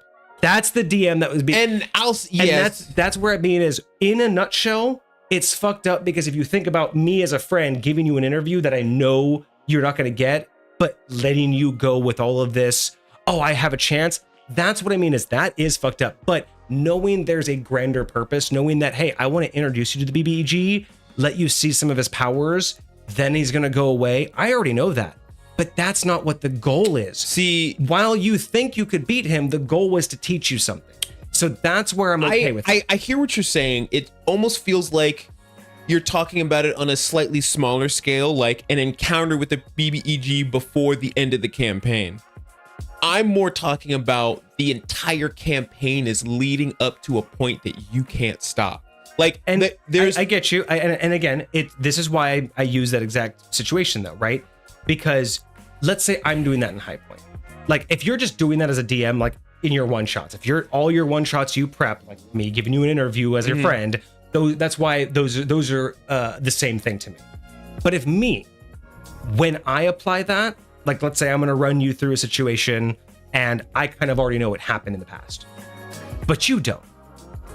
The value that we're like, again, it's about the goals. The goal isn't to trick you in thinking that you have a chance to undo the outcome. If I'm making you think that there's an A or B outcome and I've already chosen A and there's nothing you can do about it, but I'm feeding you the ideology that there's an A or B outcome, that is wrong. That is me as a friend telling you I have an interview that I know you won't get. But if my goal is to say we're doing a history of Dov when he was a kid, I'm building your backstory. So I already know what's going to happen to you. You already know. You don't know what's going to happen in the story, but it doesn't matter. Yeah. We're building character. We're building High Point the world. Maybe I put you guys in a time frame in High Point's past. I'm not telling you it's in High Point's past. I'm not telling you the outcome's already decided, but what you do still matters, right? Who you spoke to, who you brought in. Even though I know the outcome needs to be the same, that bomb still needs to go off. But who helped make it? Where did the bomb go off? I know where and when it went off, but who was the one to pull the trigger? Who was the one who got blamed for it? Those are things we can adjust, right? And that's where I say I'm okay with it when the goal is not to trick you into believing you have a choice you don't. It's okay when, regardless if I tell you you have a choice or not, I'm not leading you to that choice. Okay. If I give you an entire campaign that you don't know has a guaranteed end, but every other choice you make truly does matter, then it's okay. Because that's the goal. And see, I say this because I've had a point in time that every single one of my younger characters are experiencing right now. And like they're experiencing the effects of like what happened as a result of this big event. Gotcha. Nobody knows the details of the event. Like the people in the all the younger kids, like their lightweight goal, they're like kind of background shadow goals to figure out what happened back then, awesome. to like figure out like how any of this happened. But I don't even know what happened yet because my adult players are in the middle of the story that's going to lead up to the event that caused that to happen. Gotcha. Okay. I like it. And I like it. And so I know eventually there's going to be a big bad thing that happens. And I know that the overall direction that they're going is going to lead them to somewhat of around the center focal point. Now, at any point in time, because of how I run my games, they could just be like, hey, you know that thing that you've been like dangling out? Like, we don't care about that anymore. We're just going to go do this other thing. And then they won't be at the focal point of it. But like, if they choose to follow this thread, which I believe they would, they will end up there, right? They will end up there. They will end up at lightweight ground zero for what's happening. Yeah. Now, again, whether they die, whether they end up portaled somewhere else, whether something happens, whether like everything that leads up to what's going to happen there, like they're going to affect and change the world that the other players will eventually interact with. And this is where I think this is where my point kind of comes in for you is if you led your adult group to believe there is this bad thing happening and you need to stop it, and you basically leaned into the idea that the event is what they need to be focused on and they have a chance, that would be fucked up. If the event is just the end of the cinematic, the end of the climax of their campaign, but isn't the focus of their campaign, it's all the other stuff, and you just know they're going to witness the bomb going off. As long as you're not telling them you have to stop the bomb, it's okay. Now, granted, sometimes it's okay cinematically. If it's you have to stop the bomb and the bomb goes off and then it's the BBG fight. What if what I'm doing, because this is there is a mysterious creature that's kind of been tying them all together, like Gotcha. their kind of reason for wanting to adventure together. But that creature is also the person trying to make this event happen in the first place. And he's kind of using them to gather all the things he needs, to put all the pieces in place, to be the cause for this terrible thing to happen. Gotcha. So if at any point in time that they, like, it's like, you're allowed to be suspicious, you're allowed to, like, and I love, like, seeing what makes characters suspicious, seeing what makes characters, like, want to, like, what direction you go when you, whatever. I love all of that. So, like, yes, if you happen to, like, find out that this dude is trying to, great. But if you don't, and I've literally been leading you to cause this thing to happen, and, like, but that's just classic manipulation by the BBG. I mean, like, it's the same as saying that, you know, you talked to this king's advisor and he gave you all of the documents and the paperwork and told you to go do all these things, and at the end you find out that he's just been helping you usurp the king and now he's the new king. Mm-hmm. That's no different, because if they didn't find it out, they still fell for it. Like, that's no different. If you're leading them to something and you, and again, you are the DM that gives them the true choice. Now, yes, the outcome won't be the same. Now, maybe they do everything to try and stop it, and you have to have a bumbling, you know, minion come in right behind him at the last second and being like, I'm sorry, guys, and explodes the bomb, right? Like, sure. Like, you know, sometimes you have to do that. But the thing is again, my biggest thing is, if you were intentionally sitting there going, I've painted them a picture of they have to stop this and they can't, unless you have a much bigger, I'm setting them up for a different campaign, or the Lord needs a group of heroes that failed. Like, there are reasons that you can justify having having a dedicated outcome already. Mm-hmm. To me, where it crosses the line is your intent. If your intent is to deceive them just for the sake of getting one over on them, then what are you doing? Right? That's bad. Like, if you're just doing that to be a dick. Sure. But that's very rare. But the other aspect is if your intent is to take away something, that's also bad. But if your intent is not to take away, if you're like, hey, look, while this is the story, the goal is not to stop this thing. If you haven't been prefacing it as if it's more like this thing's been going on in the background and they're involved in it, totally fine. It's just, if you're going out of your way to, again, it's more about, if you've made it very clear there is an A and B option there isn't, you've done wrong. If you've hinted at it, that's like, hey, this thing might happen, and they're like, well, we're going to try and stop it, but you've never said you can. Everything is super vague right now. So all they know is that they're trying to help this person, like, get to this place. Like, that's it. Like, they don't know what any of that's for. They don't know. So did you ever watch the Watchmen movie? Yes. Hella underrated. I think that got so many bad reviews. Hella underrated. One of my favorite things, one of my favorite tropes that they broke, is when they got to the BBEG, when they got to the final dude, and they're just sitting there like, we're going to stop you. And then he just goes, I already started like a half hour before you got here. Remember the dude with like the bomb? He was like, this whole monologue, like, you weren't delaying me. I've been done. That's the thing that, like, that's okay. If you were, because again, if you never told them, if you did not set them up that you have a chance, if they heard about something bad happening and they said, we are going to stop it, and you're like, you can try, and they get to the end and you don't let them, no matter what they did, you were like, he was already one step ahead of you. But does it feel bad that I didn't give them any opportunity to know that? Again, I think that depends on your goals. If your goal is if you made a one shot and you just were, because we've seen those DMs out there who you just wanted it. You just wanted to win. You just wanted to. I want you to all suffer like the. But again, if your goal was something different, if your goal is everything but that choice, take it away from them, right? Because the choice, as long as if they kept trying to do that choice and you were doing all this other stuff, then that's a choice that, again, that's like a real life thing. You try to do something you couldn't. It's only bad when either your intent or your deployment of it truly takes away from their experience, right? If you didn't sell them on that choice, then it's superfluous whether you made it for them or not, right? It's the experience that you're giving them. It's the story that you're telling them. If your goal is to get them to fill roles for lore and have a cool experience, then that's the goal. You don't need them to win. You don't need to give them a winning condition, right? You don't want to say, hey, your character's going to die. No matter what you can do, you're going to die. That would suck. If you're like again, you're not, because then you're basically playing like Civil War reenactment, where it's like, hey, at 3:15 tomorrow, you're dead. Just know that 3:15, got it on the calendar.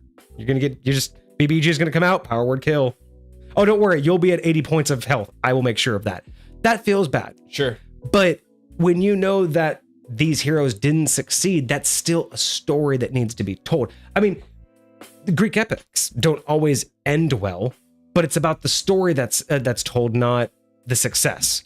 You know, I would not even argue that like a lot of stories worth being told are about how you recover from bad things happening. I mean, even the first half of Endgame, like Thanos won the first time. Yeah.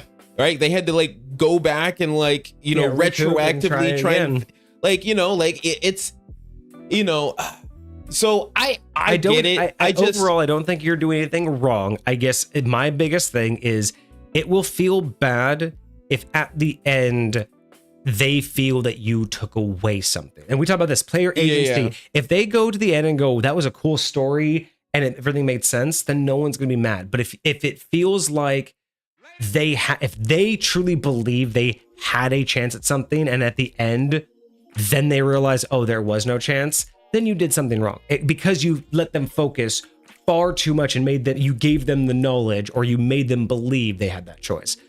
But that's not the same as being railroady, in my opinion. Or that is being railroady, is that you made them believe they had a choice and they didn't. That's the difference between being railroady and just having a cinematic choice to how the story unfolds, right? Like you can go Dovd has gone in the past and had conversations with people. Yes. Those people were there. Those conversations were not. Until they were. Until you made them. Were you going to get to change the fact that person was there? No. Were you going to change what they did after that? No. Sure. But you have now enriched what that person, why that person, how that person did the thing next. Even though I already knew how they did it, but I didn't know they knew you at the point. So sure. Now I can add in more layers of intrigue, more layers of understanding. You met Mab. One time she had no idea who you were, but she wanted to meet you. The next time she just was just like, forget when we met because we're out of sync. Yeah. And that's the kind of situations, right? Where I'm okay having not railroad, I don't call them railroady moments. I'm okay saying that you don't have a choice over this, because in an open world, you don't have a choice of everything. Stuff happens to you, man. Like you could have a choice to get in an Uber and go home right now, but you don't have a choice on that bus that's broken down and caused, a sure. delay. That's you don't have choice over. That accident happened no matter what you know or do right here, right now. You cannot predict or stop any accident between here and your house that will delay you from going home. Mm-hmm. You can choose any way you want to go home, but there is nothing that's going to stop that accident from delaying you if you choose that direction. That's what I mean by that doesn't feel bad. But if you tell someone, if you choose an Uber, you will get home in 10 minutes. And if you choose the bus, you will get home in 15, but you've already chosen that the bus will crash. Mm-hmm. That's fucked up. Yeah. That's railroading, because you made them truly believe there was a choice. Now, if you just say, how you guys getting home? Well, I'm going to take the bus. Well, there's a chance bus can crash. The chance you can die walking home. Sure. That's different, right? Like that, it's an abstract way of thinking, but I don't think it's bad to pre-choose things in a cinematic way. I think it's bad when you choose them in a railroading way that truly takes away from the player's choice. If the player still can choose what they can choose and it doesn't take away from their choice, sometimes the outcome still happens. Again, Watchmen showed up, dude was just faster than them. There's nothing they could do. Sure. That's a cinematic choice. That's not you told them if they press the button it'll stop, and then they press the button, you're like, oh well, I don't want it to stop, so it's not going to. Yeah. That's that again, and it's most of these things, the downside is you can't prove any of them. Like Everything I've just said is an honor system. It's all in you. You have to choose, did I make this choice to take away their choice? Sure. Or did I make this choice because it's cinematic and it will enrich the overall story? You have to choose that. And I totally get that. And I'm hoping that players can and are willing to work with and try and understand where the DM's coming from when it comes to certain things. But again, as a player, I look at things from I try to see things from many different player perspectives, you know, understanding that, like, while I really enjoy role play and allowing my character to just be what it is, like, a lot of people have things that, and certainly expectations that they're kind of like a certain reliance, like certain like things, like for them it's like gravity, right? If gravity doesn't exist in this world, then the world doesn't make sense, type deal. And so like I want to make sure that I am not killing somebody else's immersion by, imagine there was a player that believed I should have the ability and awareness to affect any outcome in this game. And so right? I got two ways of thinking about that for you. So one is, okay, so put it this way. Would you put this on the same level as your party wants to go and try to dialogue with the dragon? You know it's not going to work. You know the dragon's set in its ways, 2,000 years old. These are 10-year-old, you know, there's basically no conversation here, but they're adamant, and the dragon in character, the dragon hears them out, has an hour-long dialogue, and at the very end, you're like, oh no, I was never going to listen to you. Is that two pieces for that? And I will say the first is, did I give them enough opportunities to understand how fruitless this was potentially going to be? Okay. And number two, they were so adamant that this is what they want to do. Good. Regardless of the outcome. And I'm glad you're okay. So you're okay with that. And that's a very isolated one time, but I'm trying to get context here. So the reason why I bring that up is because right there, you've proven it can be done. You can make pre-handed choices and let them see them through. Sure. So if you didn't tell them you can talk out the dragon, they try to do it, and you let them without saying outright, well, it's not going to work, so don't. Sure. Same thing with the storyline. You don't have to outright say, don't try, but you don't have to let them believe or even tell them it's possible. So that's one option. And you know, so that's just one way. But my other way too is the way that I've always found a way to get around this. This is the best way. It's not the easiest, especially for most people. I don't want to say most people. That's insulting. It's not the easiest for every DM. But as bad as this sounds, this is where I've always really harped on, like, outside of the standards, being good at narrative, being good at storytelling, being good at like knowing the rules. Some of those like hidden things that people don't talk about being a good DM is like, you know, being dynamic, thinking on your feet, right? Those are good traits to have as a DM. This is another one. Being more clever than your players. And whether that is being able to pre-plan like I do, or do sex machina on the spot, and not in the way of unrealistic, because people don't like unrealistic. They don't like when it's obvious that they're like, when they are so clever that they basically gave you the perfect way to stop the BBG, and you're like, oh, yeah, it's gonna happen anyway, and they can tell you're just, that's when you did it wrong. Sure. Because they can tell, but again, that means that you gave them enough reasons to think they could, and not enough reasons to believe they couldn't, right? Like you said, as long as you gave them enough to think that it was going to be a fruitless effort. If they kept saying, we're going to stop the BBG, and you're like, well, you can't find this, and you can't talk to this guy, and you won't know how this works. Like, if you keep basically giving them every, you know, reason they won't make it, that's fine, that they get disappointed, right? But if you kept being like, oh, you guys might be able to do that, and that's a really good idea, you're basically you're basically like letting them set up be for fail. But when you're a clever enough DM, whether you can pre-plan for what they may do or come up with it on the spot, like, let's say at the very last minute, they were clever enough to nearly stop it. So you have an NPC turn on them at the last second. That could have been pre-planned, where you're just like, hey, this NPC makes the most sense. If I have to, he'll turn on them.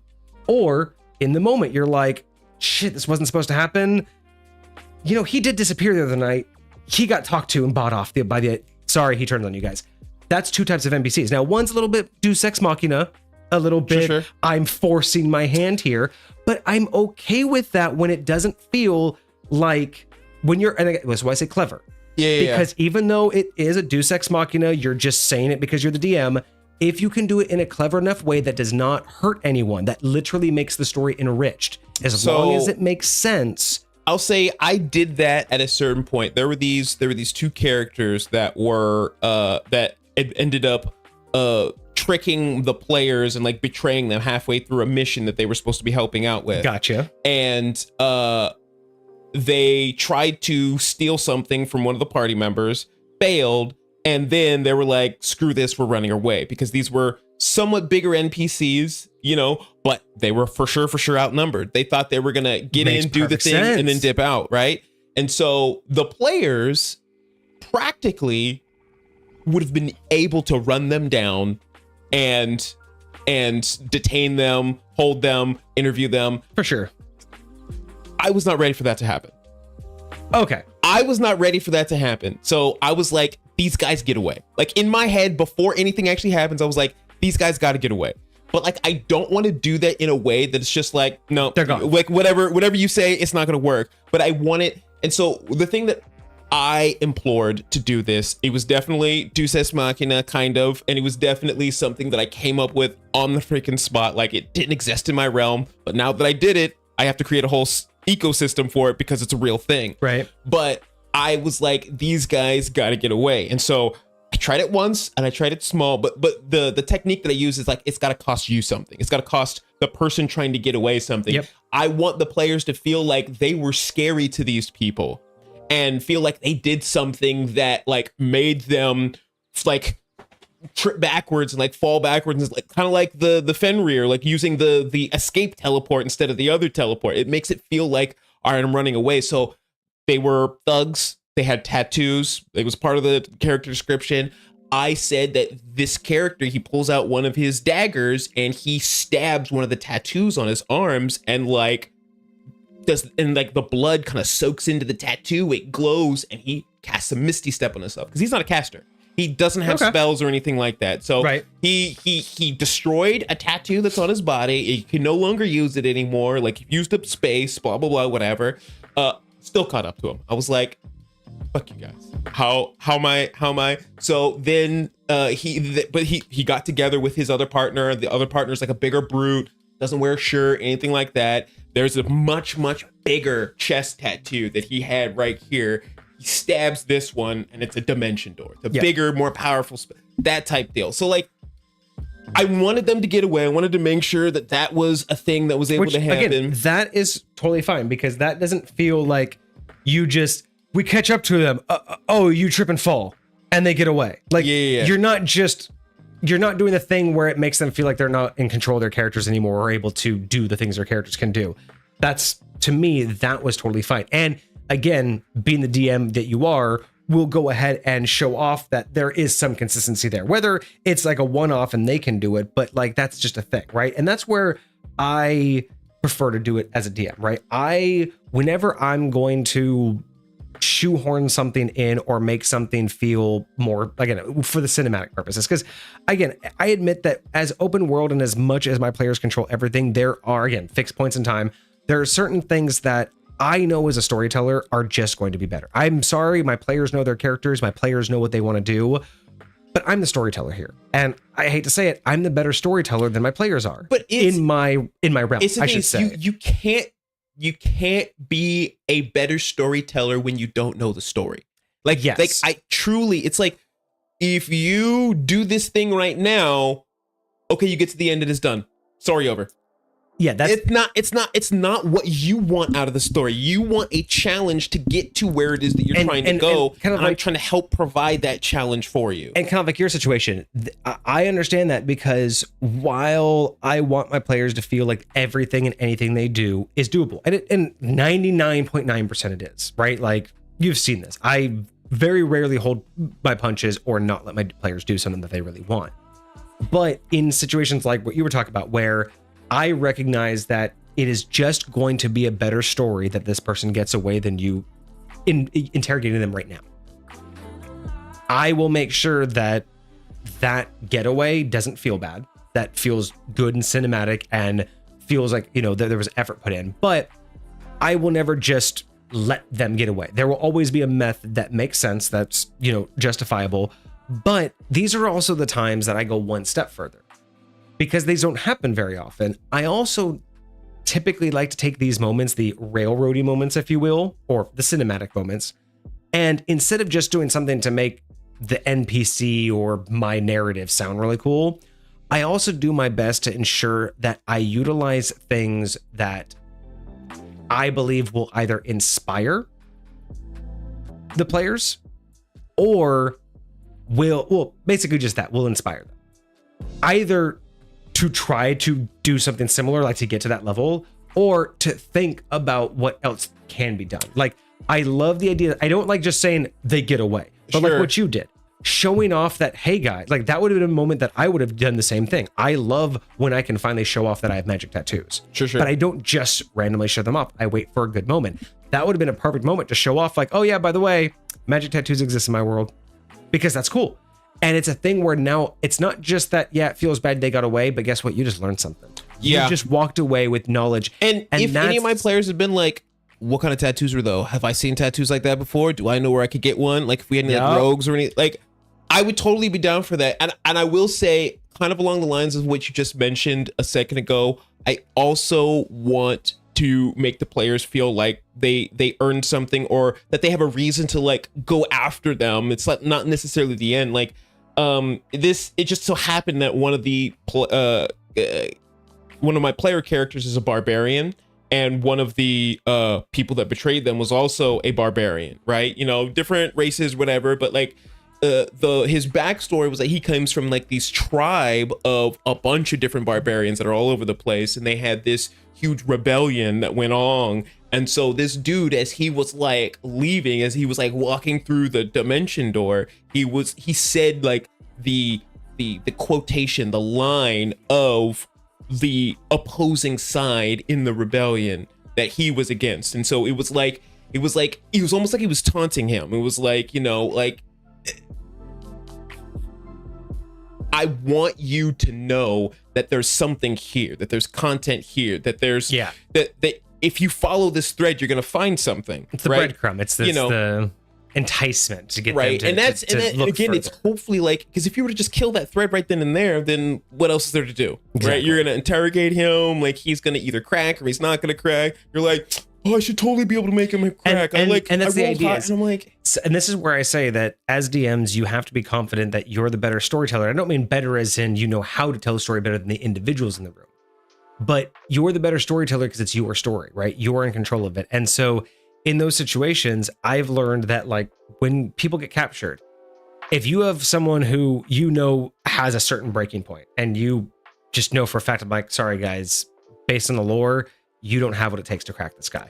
He's a 50-year-old vet who's gone through POW training, has been through magical torture, and you guys are like 5th level nobodies. You can't do enough to him that, will make him talk. I find that I've worked with those situations, and most players, they get so caught up in like the win. Like, I'm gonna make him talk. Or when they find out they can't, they're just like, well, that was a waste of time. There's no real win in that narrative. So for me, when I can predict that and go, look, you interrogating this guy is either going to give you information you can't use, information that's going to come to you way too early and kind of ruin the pace of the story, or it's going to ruin the flow because you're going to get so caught up in it, and either you're going to get disappointed or you're just not going to stop, and then we're going to forget where we were. For me, I can see that and go, it's narratively better that he gets away, but gives you a reason, like you said, to go after him. And maybe I'll drop you some lore that will help you along the way, right?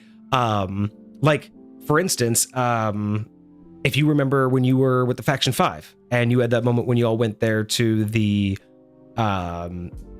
crater.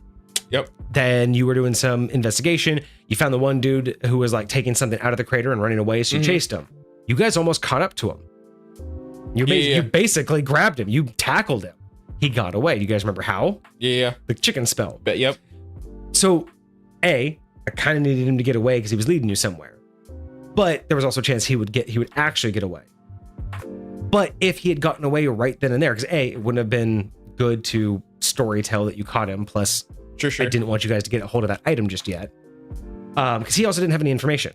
It was just, an assistant. So it's like, it would have been so anticlimactic and fun for that situation. But if he had gotten away, I needed you guys to have a breadcrumb as to who this, because you had no real detail of it. Sure. That chicken spell would have really only come from one person because it's such a unique, basically wild magic like spell. And there's only one person who could make a scroll using something like wild magic. So that was my breadcrumb, right? Sure. Was a way to show off, hey, here's some fun shit that could, like, who would have thought a spell could instantly produce 100 chickens? Just, it was a fun little cinematic, but it was also to, if he had gotten away, be like, well, what was going on? Like, there's an obvious clue. Yeah. There's no one around that's going to be able to make that level of magic for someone else to be able to use. So that's kind of what I do. Is I'm okay when I can lead it into a better story, right? And that story led you to, going to the librarian, led you to meet Mab. Like, there's just so much going on with that. And that's where I'm okay. Long story short, I'm okay having pre-written stories as long as you have the right intentions. And like you said, you have done enough to not put it in their head that is the choice you were intending them to make. Okay. If they know what their purpose is, right? If you don't have to tell them they're all going to die or they're not going to win. But if you give them the goal of, hey guys, so the goal of this campaign is you need to figure out what happened. Now, let's say halfway through the campaign, it's a catastrophe. And they're like, well, we got to stop it. You're like, yep, you definitely want to figure out what happened. They can go the rest of the campaign be like, we have to stop it. Mm-hmm. Our lives depend on it. If you were sitting there and be like, yep, well, first thing you got to do, and the only thing you really got to do is find out what happened. You're not giving them a choice. As long as you don't lean into that and say, well, if you do this, you can stop it. They can have whatever mindset they want. As long as you are sticking to the goal and giving them the goal. And I can totally appreciate I it, think that's okay. Especially if they're playing their characters, and that's the way their characters are going to respond. That's what their character's mindset would be approaching a situation like this. But again, I just hate it when it's like, oh, I've had this entire mentality the entire time, like, oh, I've genuinely believed that it's possible for me to X, Y, and Z. And I don't then, necessarily. Like, I maybe it's because I also don't think that's any different than starting a campaign with, the family advisor to the king and blah, blah, blah. And you get to level 20 and you find out he's the BBG the whole time. You've been working for Jafar. It's like, that's no different. Literally having them believe the one NPC that was like their golden person was the BBG the whole time. Like, what's the difference? You've literally been feeding that BBG. And again, what if they volunteered to go to him and tell him more information that you weren't intending him to have, and you used it?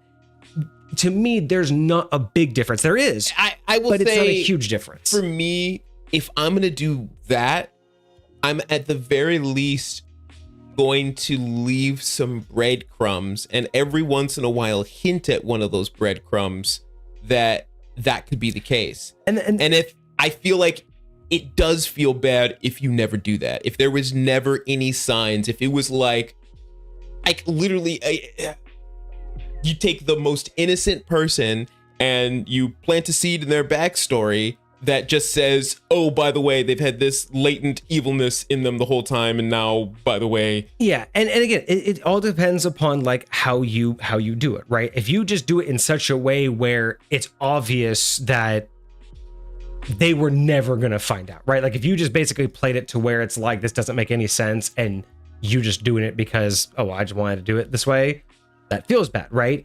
But again, when you do it in a clever way where you're like, oh, that, God damn it, why couldn't we have seen that? Like, just one stupid thing could give it away, right? Like the first time, like, every time you like talk to him, maybe he has a certain set of rings, but he has one black opal, and then you find out later only the evil like clan had black opals. But it's one tiny little detail that you're just like, Yeah. It's a black opal ring. Like, why didn't we know that? Like, maybe like they don't wear jewelry, but they worship the black opal. Yeah. And so like there's like these two very like, that's okay. I'm okay with that. But like I said, it comes down to your intent. It comes down to how you're doing it. It also comes down to the story, how well it all makes sense. Does it make sense that this is the outcome? And again, how much did you prime your players for it, right? Did you prime them to where they had no chance? Did you prime them to where they didn't have any, that they had every chance? Or did you prime them to where it didn't matter if they had a chance because that's not the point? Sure. You know what I mean? Like, it's not really the point that they had a choice. Like, so kind of like, let's say you have a bomb and you're like, hey, there's a catastrophe and you need to figure out what happened. They don't know it's a bomb. Mm-hmm. If you tell them right away it's a bomb, you may feel bad that you're priming them to think, well, you could stop the bomb.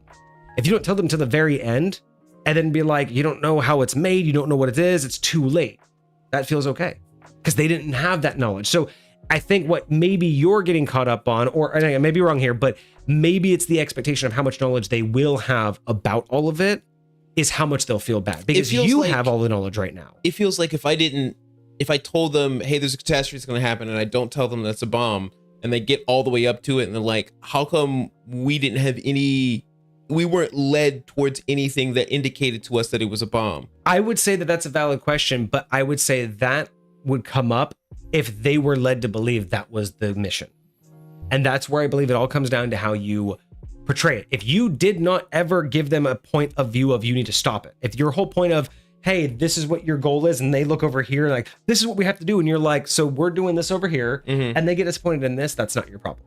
Sure. But if you're like, this is your goal, I feel that, but you make it seem like they could have again, it's all dependent upon, I don't think it's a problem, but like I said, I don't think you can point at a DM and go, you're doing that wrong, unless they flat out say, oh, I just didn't like the story, so I changed it. It's one of those, you have to know for yourself.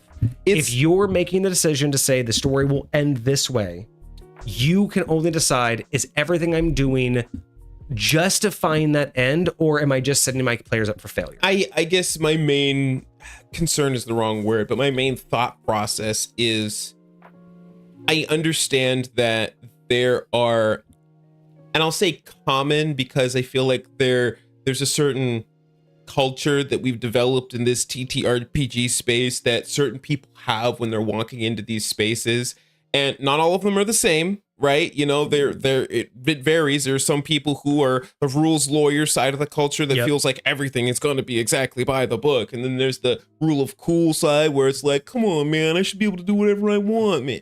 Like there's all types of signs, but like I'm trying to understand at the very least when it comes to both sides of the spectrum, I understand the types of things that both sides of the spectrum might assume. Yeah. So I know how to articulate to them, all right, I want to make sure that you don't have these expectations so that you're not here in my game for like 2, 3, 4, 5 years with this expectation. And then all of a sudden at the end of those 5 years, it just all comes crashing down. Like, yeah, like I want to make sure that like there's not some understanding or perspective that a reasonable person might have that could lead them to believe something incorrect about what's going on. I think you have a valid concern, and I think what it just comes down to is how you establish yourself as a DM and as a storyteller.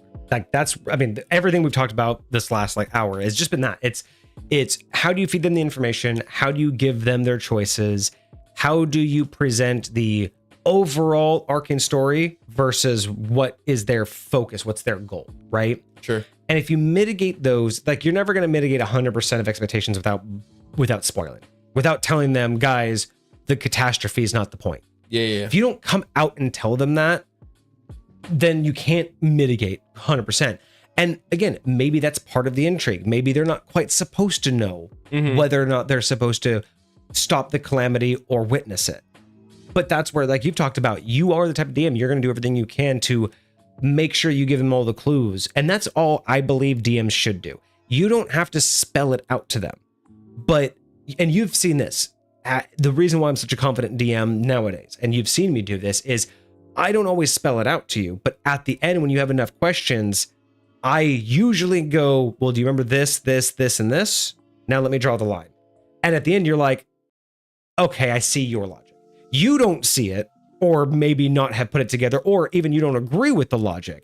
But at least I could show you, do you remember when I did these things? Here's why I did them. Now, again, you may not go, I wouldn't have done that. But when I can show you why and when I did things to lead here, that's what I think you will do as a DM. And as long as you do that as a DM, as long as at the end, if they're disappointed, but you could say, if you guys remember these choices that you made, you'll see how it led here. And if they're still upset, but they go, as long as they can go, oh, but if we would have done, even if that choice wasn't real, sure, but they think, oh, but if we would have done that, we could have come back. Then again, it's not railroady when you didn't just overwrite their intentions and desires. That's what railroad is. When you say, I don't like that, you fuck it anyway, this is what's happening, that's railroady. But when, again, not knowing it's a bomb, knowing it's a bomb, but not knowing how to defuse one. All of those things are valid reasons why the thing can still go off and still be cinematically okay. It's just that were they primed to only believe that it was the bomb goes off or not? Because if that's what they believe, then you just didn't enrich the story enough. You didn't give them enough reasons to realize there's so much more going on. All they were focused on is, but you never told us it was a bomb. You didn't say how we were going to stop. What that tells me is the players only saw this as a win-lose. But if you give them all of the other stuff, the intrigue, the other NPCs, the lore, the why this is happening, the things, the knock-on effects, if you give them all of that, it doesn't matter if the bomb goes off or not, because they got out of the story what you intended, which was all of the other stuff that happens. And that's where it comes down to is, are you giving them enough along the way to get them distracted from what looks like the main story? Right. And that's the problem, is if you were not doing that as a DM, that's not a problem, but you have to recognize that. You have to recognize that if they can't get off this idea, you've either already done something or you haven't done enough. You know those optical illusions that you have sometimes, either the flat paintings that are just a bunch of like dots or whatever, but you can you look at it hard enough, you can see the image, unfocus your eyes and it brings something out. Or even those weird perspective ones that it's like a house, but it looks like it's the outside of a house, but you stare at it long enough, it can look like the inside of the house, or you move and it's really inverted or whatever. It's just this weird, your brain wants to put the things that you see together in a specific way. And when it doesn't go together in the way you think it goes together, your brain kind of breaks for a second until it can finally put it back together. Yep. And I think that D&D can be the same way a lot, except your brain's not putting it together. The DM's got to put it together for you. Yes. And so it's if I think I've got everything together, but you break it for a second because you're saying that doesn't exist there. And I'm like, well, how's this dot supposed to get there if this dot doesn't exist there? Unless you can, like you said, connect those dots or draw the picture or articulate it so that I can be oh, that's what the picture's supposed to be. Yeah. Even if I wouldn't do that, as long as I could see the picture in the end, I feel that. You feel justified in your decisions. The thing is when you get to a point to where they see feel that picture, or the whole thing is, when your players get to a point to where they look back and go, so nothing mattered. That's the feeling you don't want to give them.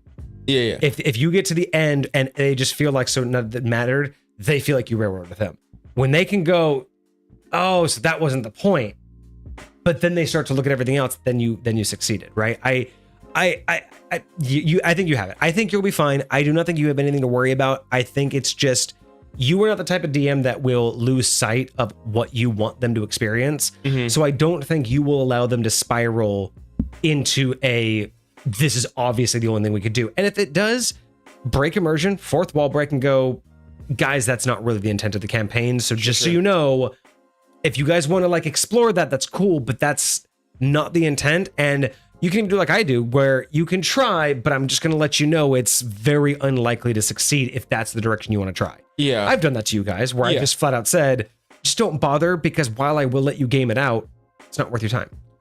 I'll say I've gotten to the point where I'm at the very least comfortable with my adult group, because I feel like this is very necessary for me as a DM, because again, I got thrown into this way early, and experiencing doing this, from my perspective, like DMing for somebody like myself would be absolutely freaking wild, like absolutely freaking wild. So I've had to get to the point where I will lightweight break the fourth wall, or I'll just like put a pause button on the game and just talk to them real quick. Like there was a certain point in time where I was like, hey guys, I don't know exactly how I want to run this. Like I want to make sure X, Y, and Z happens. I want to make sure that you guys experience this thing in an appropriate way, but at the same time, I don't want to just give it away to you. I want to like. I love that you did that, because I feel like that is something in a DM that should be in a DM's tool belt. Like I feel like so many DMs don't involve their players in the behind the scenes stuff. Like sometimes you do have to fourth wall break and be like, guys, just so you know, this is what I'm trying. I don't really know. I may have to like retcon. I may have to take a step back, but getting their buy-in to what you're trying, the experience you're trying to give them. I think not enough DMs do that. That's where the fights of like, I'm the DM, just do what I say, or just play the way I'm supposed to play. Or, you know, it's like, sometimes you all have to realize that it's collaborative. Sometimes you just gotta let them know, like I've let you guys know, like, you know, after all of these years, like how I intend to run my games. And it took a while for, you know, you to get into that and do the give and take that we do to make a good, successful story. Sure. But that's the thing, is it's a patience thing. It's just more about you learn what I was trying to do. It was with genuinely wrapping my head around like what world I'm in. Yes. Right. It was me understanding what gravity is, and it like it's hard. It's really hard sometimes when you're like, I am so used to gravity working this way, and it just doesn't freaking work that way here. Right. Even though it makes sense and you're like, I can work with this, it's just not intuitive. Yes. Once you finally get to, oh, this is all right, I can play with this. I can move this. Now I understand when I push here, it goes this way. It's not impossible. It's just not what I expected to happen. The first time you ever interacted with like an inverted mouse, where when you move it one way, it goes the opposite way. And you're like, what the happened? Like, this is weird. You're almost mad at first, but then you're just like, fuck, I'll just deal with it. I'll just work with it. And then after a while, you're like, I don't prefer it, but I can use it if I need to. I can handle it. For sure. So we're almost at the end here. We're almost at the 4-hour mark. I will leave us in this conversation with one more little tip trick out there. Sure. It's a dirty DM trick. I rarely ever give these out because I don't like using these, right? Like, you know, this is like not bad, like railroading, like not bad DM trick, but this is dirty. This is like when you don't want to do Sex Machina because it's just obvious that you're just like, nope, I don't want that. So meteor comes crashing through. You guys don't win. Sure. No, but there is a trick I've learned over the years that I've seen other DMs do. I admit I've done it once or twice, only in extreme circumstances, but I try to refrain from this one. But it sure. It's good for newer DMs. I hate to say it. Don't get used to doing this, but it's good in a pinch. It's good if you're not super dynamically creative, but especially if you pre-plan a lot of stuff. Far easier to essentially have the same outcome from multiple paths. So going back to the bomb idea, if you want the bomb to go off and you don't want to do Sex Machina at the last minute and be like, nope, sorry, I want the bomb to go off. You can't. No matter what you did, you can't. You can always write it in that no matter what they do, it's going to go off. And without taking their player agency away. As in, you could write it as in they have so much time and then it goes off if they don't complete it. Sure. And maybe they're like, well, we found the person who has the shutoff code. As long as some point in that campaign, you put just something innocuous that doesn't mean anything. These are what I used to call neutral flux points. They don't mean anything. They're just, it's a detail that you put in the background. Sure. Enough to be remembered, enough for the players to have heard it and acknowledge it, but not enough to have them go search for it. Sure. And, you know, this could be something from, you know, you're going to get some notes from somebody and they drop a piece of paper and quickly pick it up. Or, you know, they drop the note that they're supposed to hand to you first and then they hand it to you. Little shit, something stupid. A flinch in someone's face, you know, someone does a perception check and it's like, I don't know, something about his hair looked a little off. Just whatever. You put something innocuous, because why I call it innocuous is it's neutral, as in you hope you don't need it, but you put it in there if something fucks up later, and you use that as your explanation. So let's say you're dealing with someone and they drop something and they're like, oh yeah, here's that note I gave you, and they walk away. No big deal. It's like a little fumble moment. Later down the road, they're there. We're gonna disarm the bomb. We put in the code. You hear laughter. What do you mean? Thanks for putting in the arm code for me. Well, what do you mean? This is the disarm code. Then they walk out with that person who dropped the note, and they're holding the real disarm code right in the other piece of paper that they didn't. And you just say, he swapped the note out at that moment. Or the hair color you noticed was the polymorph potion wearing off. Sure. You just add in, this is the dirty DM trick. You say what you want to happen, and you basically say, I'm going to add in a piece of detail somewhere that guarantees if it doesn't go my way, I can use that as an excuse as to why it will go my way. Sure. You picked up the antidote. That was actually the poison. You picked up the disarm code. I gave a small detail that you ignored, and that was me swapping it out. Maybe I had someone bump. Remember right after you got the disarm code to come here. Remember that guy that bumped into you? He pickpocketed you. And sure. All he did was reverse pickpocket the arm code. You know what I mean? Put a very similar NPC in every town. Like just something stupid, just like a redhead or whatever. And then you find out they've been following you. But you put it in there. Sure. Every now and again, you were like, but remember that dude, that redhead in the green cloak? Wasn't he everywhere? Oh, look who's standing right behind the BBEG. Redhead with the green cloak. Right. It's dirty. It's fucking dirty, and I don't approve of it for veteran DMs. But when you're starting out and you're not confident being dynamically creative, and when you're in a situation like you, where you have this really great story, but you don't want to be a railroad DM, you want your players to have a story, but you get stuck in a situation where you're like, I don't know how to narrate this other outcome. Right. If you could at any point put in a detail that's innocuous at the time, but pre-plans for the moment you can't let not happen, mm-hmm. It's a dirty trick, but it lets, no matter what they do, it's rational that it still ends up your way. For sure. I get it. I get it. I'll say there have been moments where I've had what I would call fail safes for certain events. Fail safes are fine. This is what I mean by like me, when I call myself a clever DM, I'm the kind that I will just pre-write like backups. Like if you're up against the BBEG, he has 3 backup plans. You know what I mean? Like you go take something. You wouldn't be a good BBG if you didn't. Well, depending on what kind of BBG you are, but still. Exactly. And that's the thing. It's like for me, I much prefer trying to outthink my players in that way. Yeah. Than in the moment. But like I said, it's a trick that DMs can use, and it's the one way to make you feel not railroady while being railroady. That's why I call it a dirty trick, because it is a shit thing. You are basically being a railroader, but I only say that it's okay when it's a moment where, again, if you just didn't have the time, or in the moment they did something crazy and you're like, I don't have it in me. I can't make a good story with this new outcome. Mm-hmm. Like I said, I'm not condoning it, but that's a way to keep on track and let the players know none the wiser. As long as you put something in there that allows them to go, oh, well, I guess they swapped that thing, or sure. That wasn't the real person. Like, remember that person that you met? Remember that they never dropped their cowl and you thought it was Greg, but he never showed his face that day. I will also say the other side of this, I think, because I think there are some DMs out there that might take this to somewhat of an extreme.